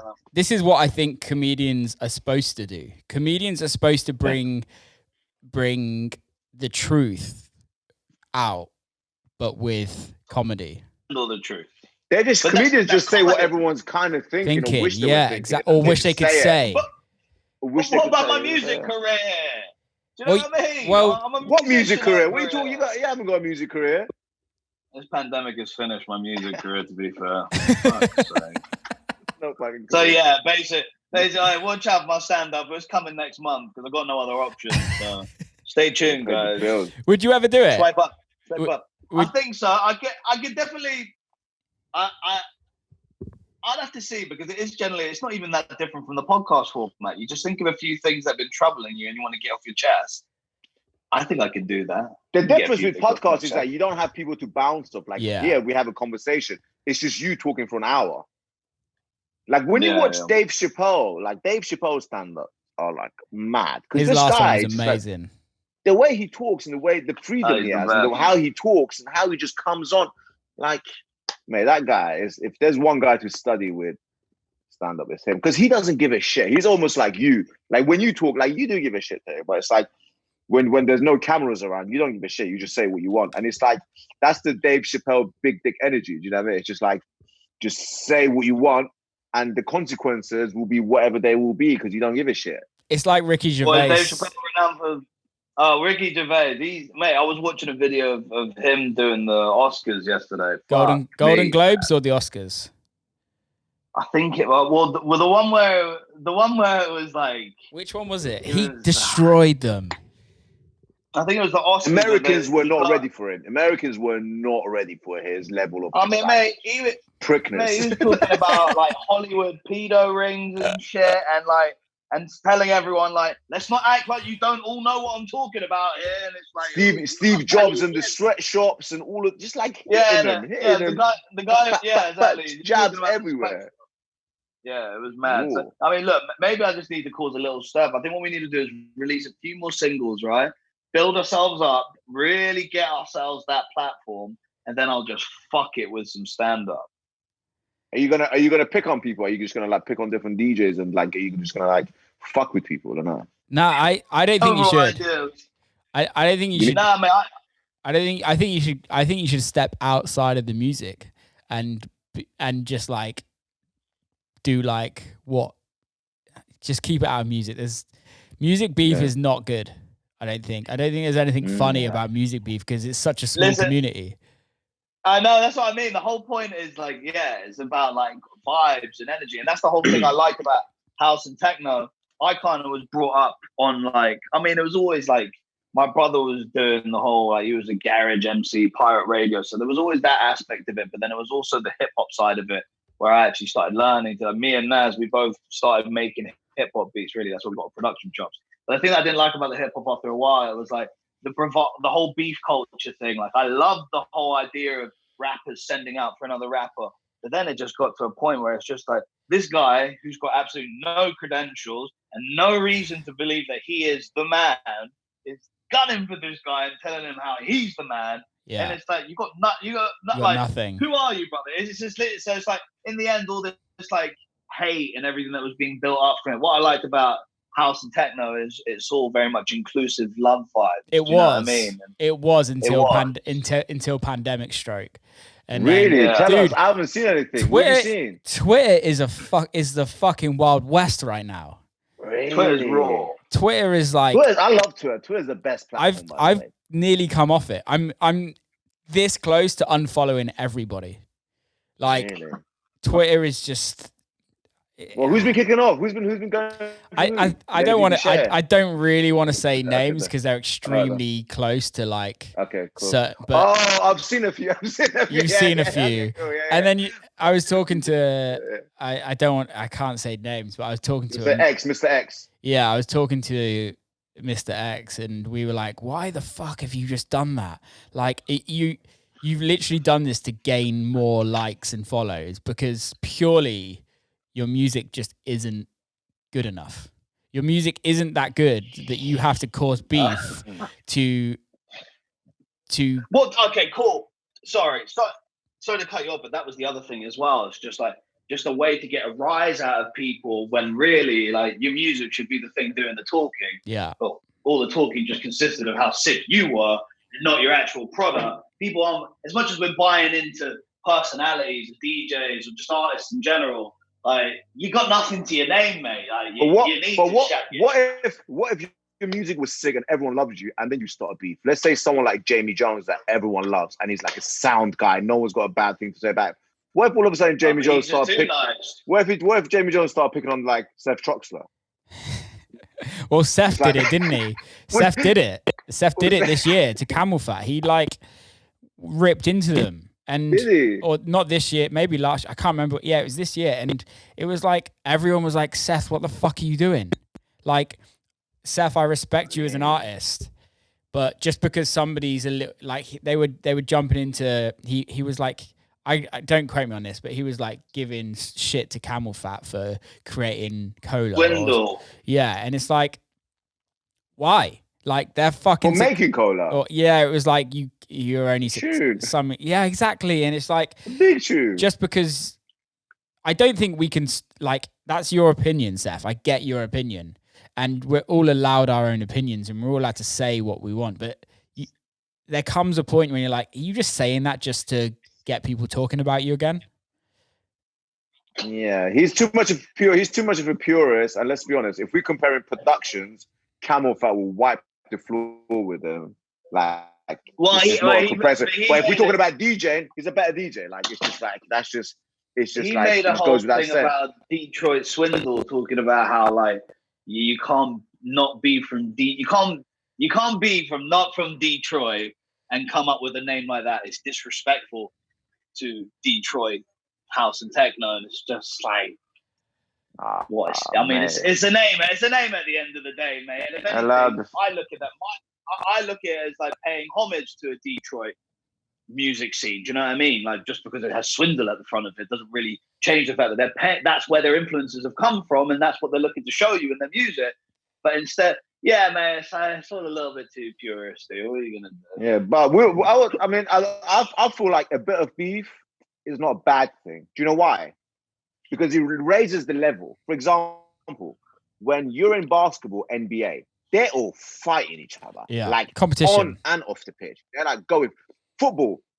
They're all beefing each other. They're not mates. Like Chelsea and Man United players are not like maybe some of the England ones when they get together, they're mates. But really and truly, they hate each other's guts. Yeah. Whatever, like Tottenham, Arsenal, and it raises the level because the stakes are higher, the competition goes higher, so therefore your performance will be higher, and also it's like when you watch Michael Jordan talk about he would find a reason to fight people on stage or to beef them off stage just so that he could smash them mentally.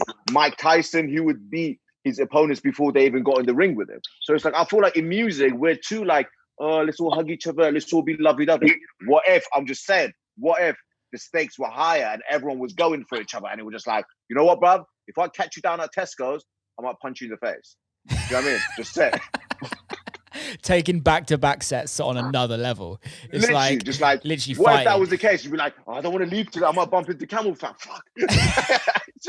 For me though, like for me, hey mate, Camel Fat hench as well. You don't want to fuck with them. Man, they tongue both of them. Just like, oh. they'd fuck you up. No, that's right. We got Jordan, bro. We got Jordan. Big Dave and Big Mike. Anyway. But man, the last thing you want is Jordan be on a night out. We go on a night out. We'll do a gig and we'll have some drinks after the show. Dealing with Jordan after is always intense because this guy is he a fighter? The most. It's the athleticism, and it's just he's a nightmare to deal with. So you get him on a night out with a couple of drinks, he's definitely pinning you up against the wall. Yeah, I've been him a few times, just drunk, and then I've had to like hit him in the face. I've had to like slap him, punch him in the face, just be like, "Get off me!" Shout out to Jordan. Strong, Big love Jordan. Jordan, I feel sorry for Jordan right now because he can't defend himself, but I don't care at the same time. Yeah, he would agree with us. He would. I mean, yeah, it's not fair. It's not fair. So, but I like it, but he will respect it. But for me, like music, it like for me, like house, techno, all of that, going to a club is escaping reality. And for me, reality is you're going to your job, you're being told you have to be better than the other company, you have to sell more than the person next to you, you have to do this, you have to do that, you have to bet yourself all the time, you have to make more money for everyone, you have to worry about paying your rent. And for me, music isn't about that competition when you're in the environment. So yeah, I mean the charts. I mean, like we have like when you look at like sports, they have leagues, and leagues really dictate how successful you be. But charts really aren't the same thing. Like you have like having a Beatport having a number one on Beatport. You could buy your way into a Beatport number one. Yeah, really. You could buy your way into a UK or Billboard number one. Yeah.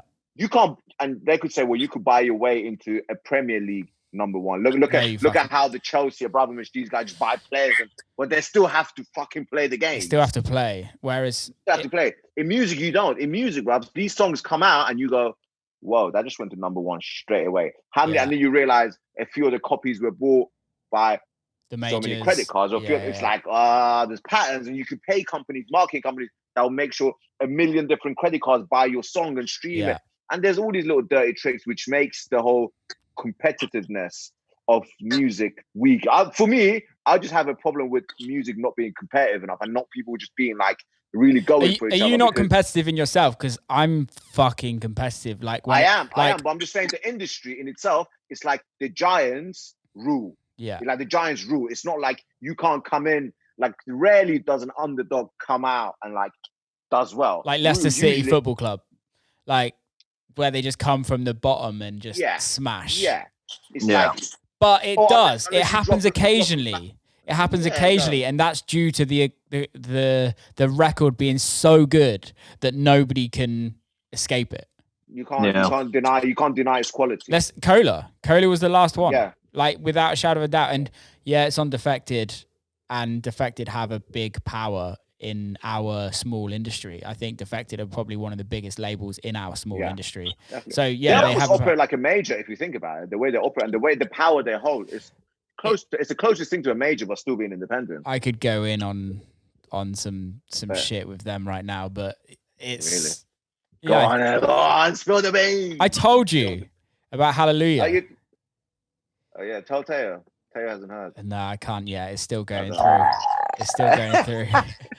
When it's all cleared, I'll let you know. All right. But again, it's like Cola. Cola was that record. Hey, was that they were both on Defected though, weren't they? So I guess what was the and Cola is basically. Don't say it. Don't say it. All right. You know too much. Don't give away. All right, fire. Don't say it. We know. Yeah. Anyways, but yeah, I'd like I said, I just feel like maybe the right way is not for everyone to be competitive with each other. Maybe, like you said, you have to be competitive within yourself, and maybe that's the way to look at it. Well, and if you persist, then you do well regardless. I look at me as like a one man team. Obviously, I've got a team around me. Like I've got my manager Ryan. Have you spoke to Ryan yet? We've text, not really. No. Okay, we'll chat. Get on the call. Like I'm like a team of one, if you know what I mean. And I'm like, let's say for instance, Jaded get a number 1 on Beatport. I'm like, how the fuck have they got a number 1 and I haven't? And that's just my mentality. Not because I don't think that your music's good, but it's because I want my music to be better. Yeah. Ooh, yeah. And that's the competition for me. It's not like I don't like you because you got a number 1. It's not like I don't respect you because you got a number 1. It's because I think I should have it. Also, you're right. Another thing I just clocked now, just came to me now. I was like, in sports, if a team performs badly, that results in the other team winning. Yeah. However, if you perform badly, I gain nothing. Nothing. If your tunes are shit, it doesn't make my tunes better. No. It just drops the whole quality of the industry. Which it has. Which it obviously has. So start making good tunes, Will. Come on. I know, right? Fucking hell. Hey, can we start like actually making good tunes? Yeah, I think it's time we made some okay tunes. Above average. Above. Stop. It's a good start. But yeah, that's the other thing. You being terrible doesn't benefit me. So maybe that's why music isn't as competitive. That's maybe the reason. But it's also, there's got to be a healthy balance of just how much competitiveness you have in you. Do you know what I mean? Like a quiet, confident, competitive edge when even going into the creative process, great. But thinking about this and thinking about that doesn't really do you any favors in the grand scheme of getting that product as good as it can be. And getting caught up on watching what other people are doing rather than focusing on your own thing is not good. Is ultimately the biggest. Because at the end of the day, for me, like my goal is to be the fucking best in the world. But I'm not going to be the best version of you. Yeah, but also I'm not going to be the best in the world if I'm looking at how Calvin Harris did it, or how Jaded did it, or how Seth Troxler did it, because they're different people. They have different skills to me, and I've got to do what I'm good at better than anybody else can do. And that's the one thing about us, is that when it's a team mentality, like a football game or something like that, like you have the strengths and weaknesses of everybody, and you're as strong as your weakest player. But here you have to work to your strengths and you have to build your weaknesses. And I also think the thing is we're all in it together, which is why I think there is a whole family thing. We're all trying to write the fucking best banger, if you know what I mean. And I think that's where the competition comes in, where I've written a record and I send to you and I know that you're going to be like, fuck, Will just wrote this. Man, all right, this is where the competition comes in. For me, is let's say you make a tune that's an absolute timeless classic. I'm going to be like, fuck, I wish I wrote that. Yeah, exactly. What a fucking genius. Exactly. It's not like, oh, fuck that guy. It's not like I wish he never wrote that. It's like, I wish I wrote that because I'm happy that it exists. Because I'm still going to cherish that song. I'm still going to play that song to the masses. And also, when I'm on my runs, I'm going to listen to that song. So you still want to enjoy the product, but you wish you were the creator, not him. So is there, like, for me, there's so many records that are huge. And I'm so glad I didn't write that record. Oh, I mean, yeah. I mean, it can. I mean, we wrote a song called "In the Morning," which is arguably like a pop cheesy house tune that came out on Sony Black Bar, and that literally threw everything off for us, because once we did that song and it was a big, like, I don't know, like on all, it's got like 20 million whatever streams on all different platforms and whatnot put together, and like once we did that, it was almost like you can't go back now. The next one's got to be 40 million. The one after that's got to be 100 million. It's like, oh shit, we did that by chance. We didn't like mean to write a massive big pop tune. Do you know what I mean? I was thinking it was A&R to shit by like the lovely A&Rs at Sony. And they're all just like, more trumpets. Have you considered putting in a trumpet? I like your hi-hats, but have you thought of replacing them with trumpets? A&R, fucking hell. Literally, man, A&R's a major label. What a It's like a wanky big, job. fat, juicy one. What a wanky job. What do you mean? What are you even talking about over there? They feel so self-assured and they feel so self-righteous, as if like, listen to me and I will change your life. It's the thing that I feel about A&Rs is that, don't get me wrong, there's some fucking amazing A&Rs out there. Good A&Rs, I respect some them. seriously good A&Rs. But then there's A&Rs that I feel, and don't get me wrong, I haven't really come across many, but this is just from stories. But it's like, I haven't come across one yet, but yeah, go on. But it's the A&Rs that are like, they've just become an A&R and they think they know everything about making music, and they've actually never written a record in their life. Yeah. Well, but what's your track record even with the A&R? What? Show me your track record, mate. What's your resume? Yeah. Oh, I see. You've got nothing to say for yourself. Fuck off. Yeah. They think because they have an opinion that, and maybe their opinions got them to certain places, and they've been right a few times, signed a few hit records, but they think just because they have an opinion, they could tell someone how to create their art. The whole system of the whole A&R system in major labels is absolutely corrupt. Because let's say I'm an A&R at Universal. I discover Ed Sheeran. I don't have to do anything else for the next 10 years. I don't have to discover any new talent. I don't have to do anything. Because why? Because I'm the guy that discovered Ed Sheeran. Yeah. I have a job. So my for the next 10 years, I'm just trying to keep my job, get a raise, go to all the parties, go to AD and drink all the free alcohol and get all the free hotels and do whatever these guys do, and then show up, get my car, my Uber's paid for to the office and back, and that's it. That's their life. And then they walk around like with their big ass egos. But really and truly, good A&Rs constantly finding new talent and developing young talent. Huh? He got Ed Sheeran, so that's what I'm saying. But a good A&R would find Ed Sheeran and be like, cool, we don't rest on the laurels and go on. Every year they'll find new talent.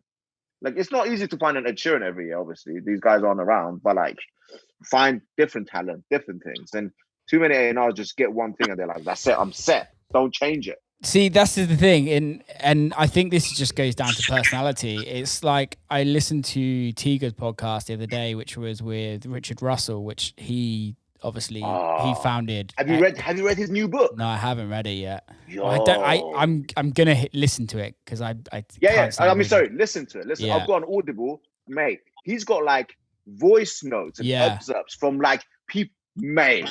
I was what? So he would like talking about like, I don't know, he'd be talking about the Beastie Boys. Yeah. And then one of the guys from the Beastie Boys would and then when I met the Beastie Boys, he said, and then the guy from the Beastie Boys would say what he said. Yeah. I was like, mate, this is so interactive and mind blowing. Yeah, I'm halfway through it. So anyone that doesn't know who Richard Russell is, that he founded XL Recordings. So he's the reason why Prodigy, Adele was Chemical Brothers.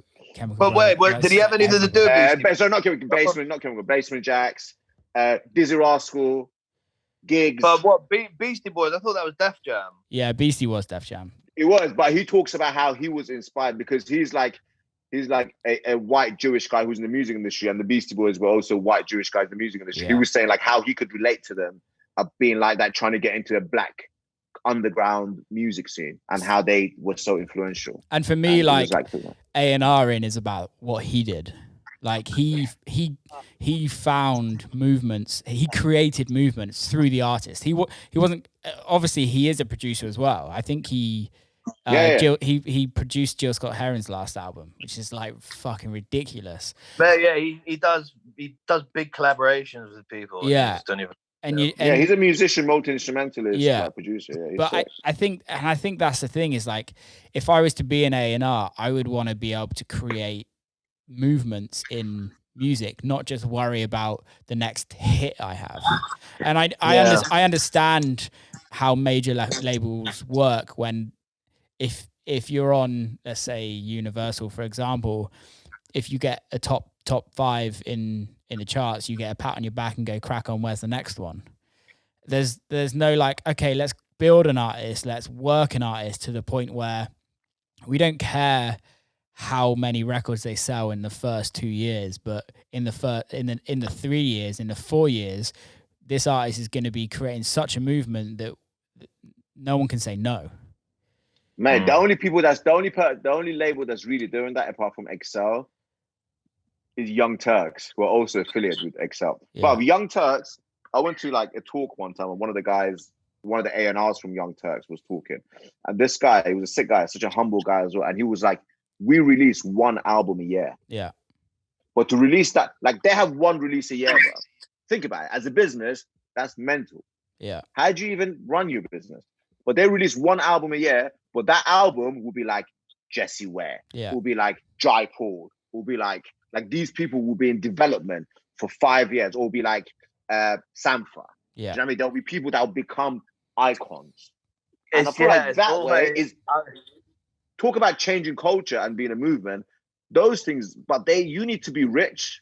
They're all rich. You need to not be coming from a place where you're like in the hood, in the ghetto, trying to make money. Like you can't make those decisions when you're not financially comfortable. So your decisions need to not come from a money place. They need to come from like a cultural place, a social place almost. I totally agree. I think it's a bigger picture view. Yeah. And I think you can do that if you're still don't have any money. I think it's just you just have to be patient.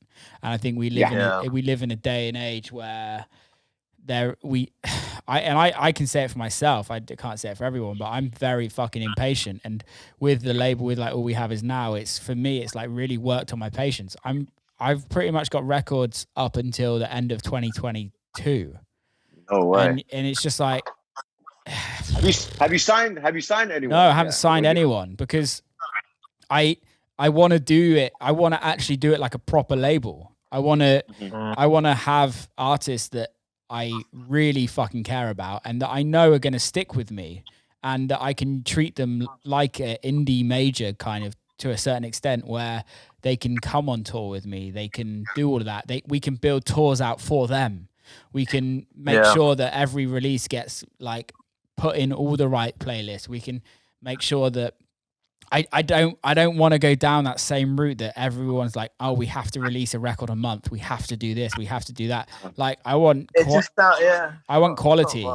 If I could release 2-3 records a year of other artists and make sure that each record is the biggest record that they have released, maybe, or at least significant. Exactly. Do you know what I mean? Yeah, because I think like even with with certain labels, like even with all the biggest labels in our industry, okay, let's just say Hot Creations, Dirtybird, I don't know, Drum Code, etc., etc. Mm-hmm. All they are is about one person at the top that kind of benefits. Yeah, that kind of benefits from everyone releasing their music, and I don't have an issue with that. I respect that and I get that. But for me, it's like I want to be able to actually give people what they deserve on the amount of time they spend on the record. And that's for me, that's down to being a good A&R and actually finding the right music and not rushing to release other people's music. It's about finding a record that you think is actually worth releasing. All that, that's amazing. All that comes down to is one thing, Will you and your ego allow the artist that you sign to ever be bigger than you on your label or not? Of course. That's the key. Like let's say with Afterlife, no one will ever be bigger than Taylor Fuss. No. That's it. Like with Dirtybird, Claude Von Stroke, with all of these labels, you are never going to be bigger than that person because they are such iconic, because they built the whole thing around that person. Yeah. Remember that it's not like they've set out to be like that. It's a malicious way. Not at all. It's because they're such iconic people that how are you going to become bigger than them? Yeah. And for how will you become bigger than Claude Von Stroke? Well, maybe Fisher. Fisher was maybe the one that's become maybe not in the music industry, but in the overall world, Fish is the only one that's become bigger than Claude Von Stroke, maybe in like the social media world, who's been on Dirtybird. But I think let's look at Eats Everything. I'd say especially in Europe, Eats is much bigger than Dirtybird. But the only way Eats became bigger than Claude in Europe was by stepping away from Dirtybird.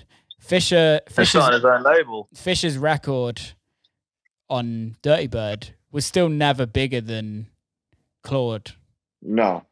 But when Fish went and started his own label, Catch and Release, losing it, he became bigger. And for me, it's like, of course, I want to be bigger than Claude Von Stroke, or I want to be bigger than Adam Beyer. Who doesn't? Who doesn't? Like, exactly. You never get into music to be the second best. No, but for me, it's like I want to be able to create a platform where artists have what I have on a day-to-day basis as a team. I want to be able to give that to other artists. And I want to be able to be like, I believe in this artist so much, and I want them to be so fucking big that I don't care. This isn't about the label now. This is about what does the artist want.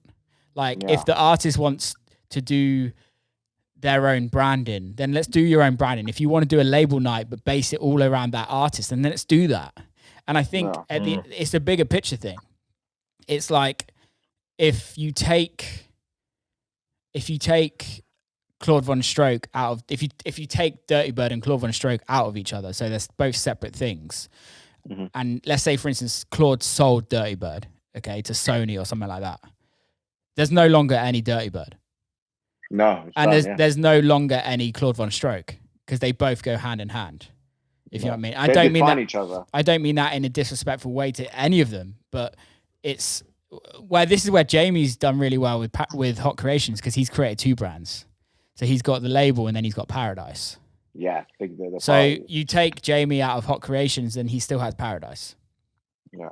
It's true. Yeah. It's true. Paradise, mate. Paradise has moved to Amnesia now, by the way, from DC10, which I'm a little bit like, because I love DC10 is my favorite club in the world, like everyone else's.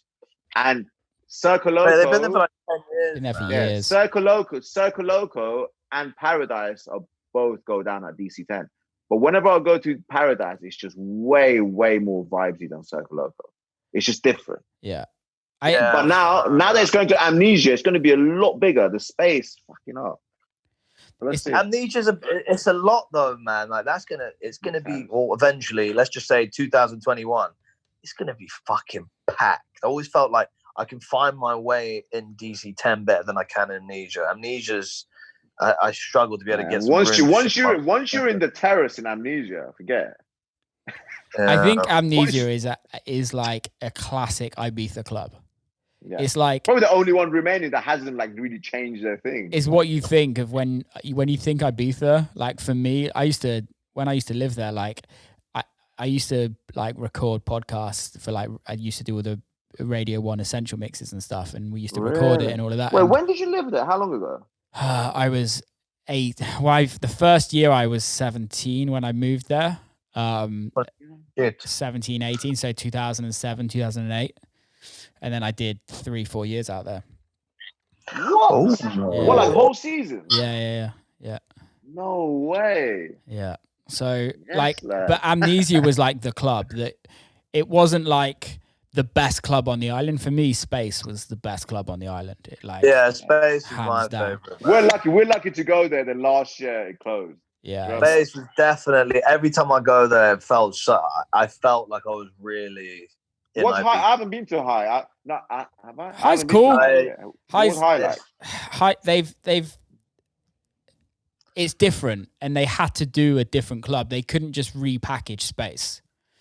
So it's a lot more like the main room is a lot more epic and a little bit more Vegas-y. If you know what I mean, there's like more VIP stuff, more glitz and glam. Yeah. But don't get me wrong, the production is insane. The sound is amazing. Really? The terrace, but it does just feel a bit more of like just like a club. An arena venue kind of vibe. Yeah, it's not like I was in the small room when I was there 2 years ago. No, I didn't go last year.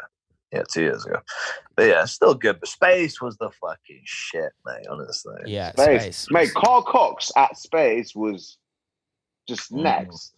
See, I used to work at We Love Sundays, which was every Sunday for God knows how many years, and we ran the podcast from We Love Sunday, so we record all of the DJ sets and we'd interview them and shit like that.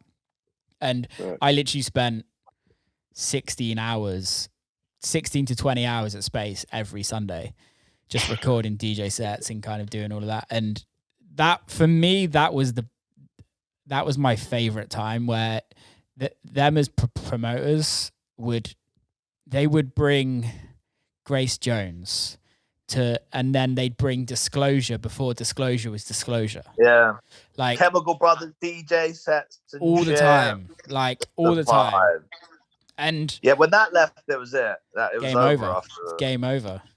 All you had was Coxie there. But I don't know. I can't. Yeah. Moving to Amnesia, I think Amnesia went through some tough times.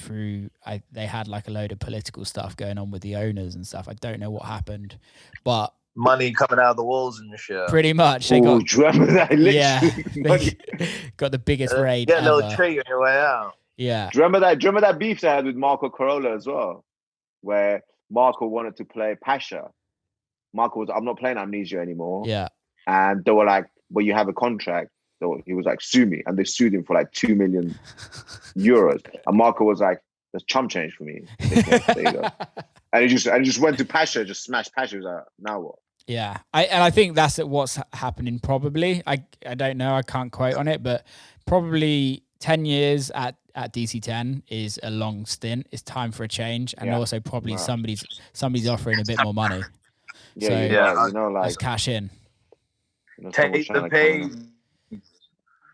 But also, where's the new fucking ID for me? Where's the new beefer?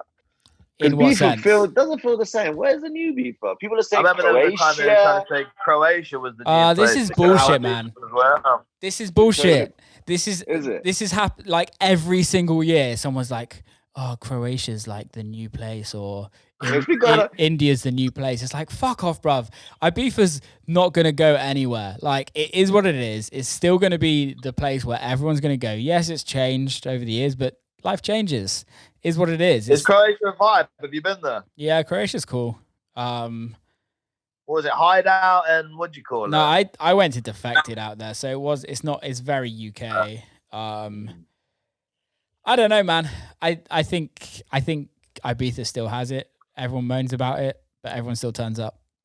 Yeah, of course. I'm one of those that bitches about it, and then the next year I'm like, I'm not playing back. Let's go. The only thing I can say, when I went to High, and I definitely did pay 25 euros for a small bottle of water. It's bullshit. Books. Bullshit. I know we were talking about it, but fuck them for that. No, seriously. 15 euros for a tiny bottle of water, mate. I said 25. You know people are dehydrated in the heat. Let's be honest, they're not dehydrated because of the heat. It's the disco flower. I was trying to talk about the people that don't like disco flower. Hey, power to the flower. Flower power. Thank you. Right, on that note, I think we should wrap this up. We've been going for two hours. 2.5 hours. 2 hours. Smashed it, lads. Love you, man. So how can people follow you? Instagram. I'm putting a figure out there after typing in Jaded. Yeah, just search Jaded. Jaded Official. Not Jaded London. That's the clothing brand that actually used to sponsor us and send us free clothes. But I think we all grow a little bit large in certain areas, so their clothes don't fit us anymore, and their clothes all had glitter on them. So we've stopped taking their clothes. So it's not Jaded London. It's Jaded Official.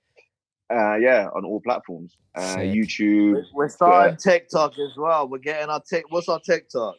Yo, you lot are not ready for Mr. Big Tasty and his TikTok. I've got to send you. I've got to send you the fucking best meme ever. It's gonna take me ages to find it. Hang on, 1 second. Are you on TikTok, Will? I am, but I don't use it. You will soon. 1 second, I've got to show you this, guys. We're all in the same boat now. TikTok. Are you in bed, Big Tasty? I have been this whole time. Have you actually? Bastard. Thursday when I'm with Will, man. I'm pretty comfy on my sofa. I'm not complaining. I like it. The new sofa's a bit of a vibe. Look at the silver little. Is that a zip? And this is my plant. His name's Talleyrand, after the French diplomat. Oh, Talleyrand. I Big need, Tasty's a shit name. Get used to it. Fuck off, man. Don't go there. I need to find this meme so badly, but I can't. I give up. I'm gonna find it, and I'll send it to you. Send it over later. But don't do TikTok. Come on. What? I'm doing it. Do TikTok, but do it well. TikTok. Do it better than everyone else. The only thing with TikTok, man, that there's a whole load of things that can be done that don't necessarily mean having to do a stupid dance or miming random scenes of a film like that. Mate, there's people out there that are like rehearsing like a whole minute of mad, dialogue just to put up on their TikTok. It's a bit much. It's mad, isn't it? Yeah. we will find our angle on TikTok. We shall. Oh, I've got to find it. My TikTok's already consisted of making fun of Stephen Hawking. Yeah, I saw that one.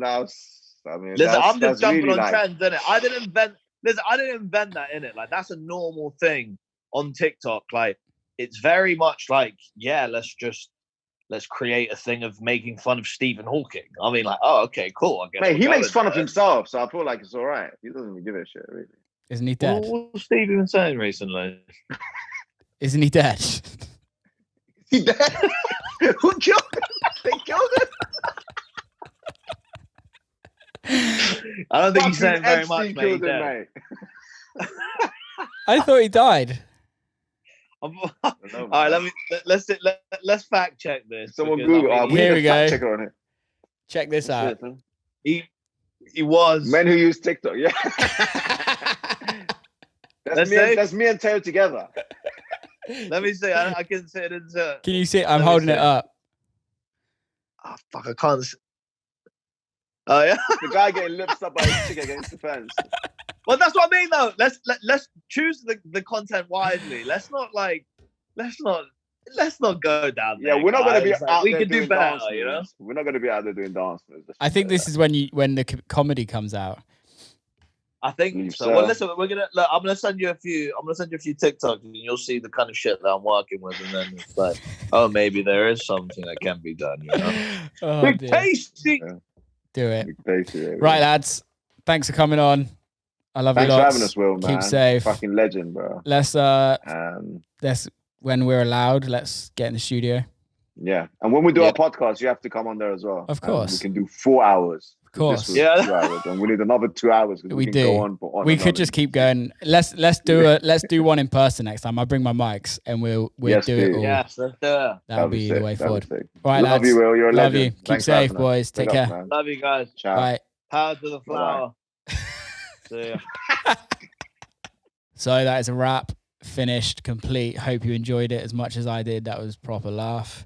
If you do like listening to the podcast, please hit subscribe on whatever you're listening to. Please share it with your friends, with your family, with your gran, whoever. It's the only way that it just keeps the podcast going. Keep safe, and I'll see you next time.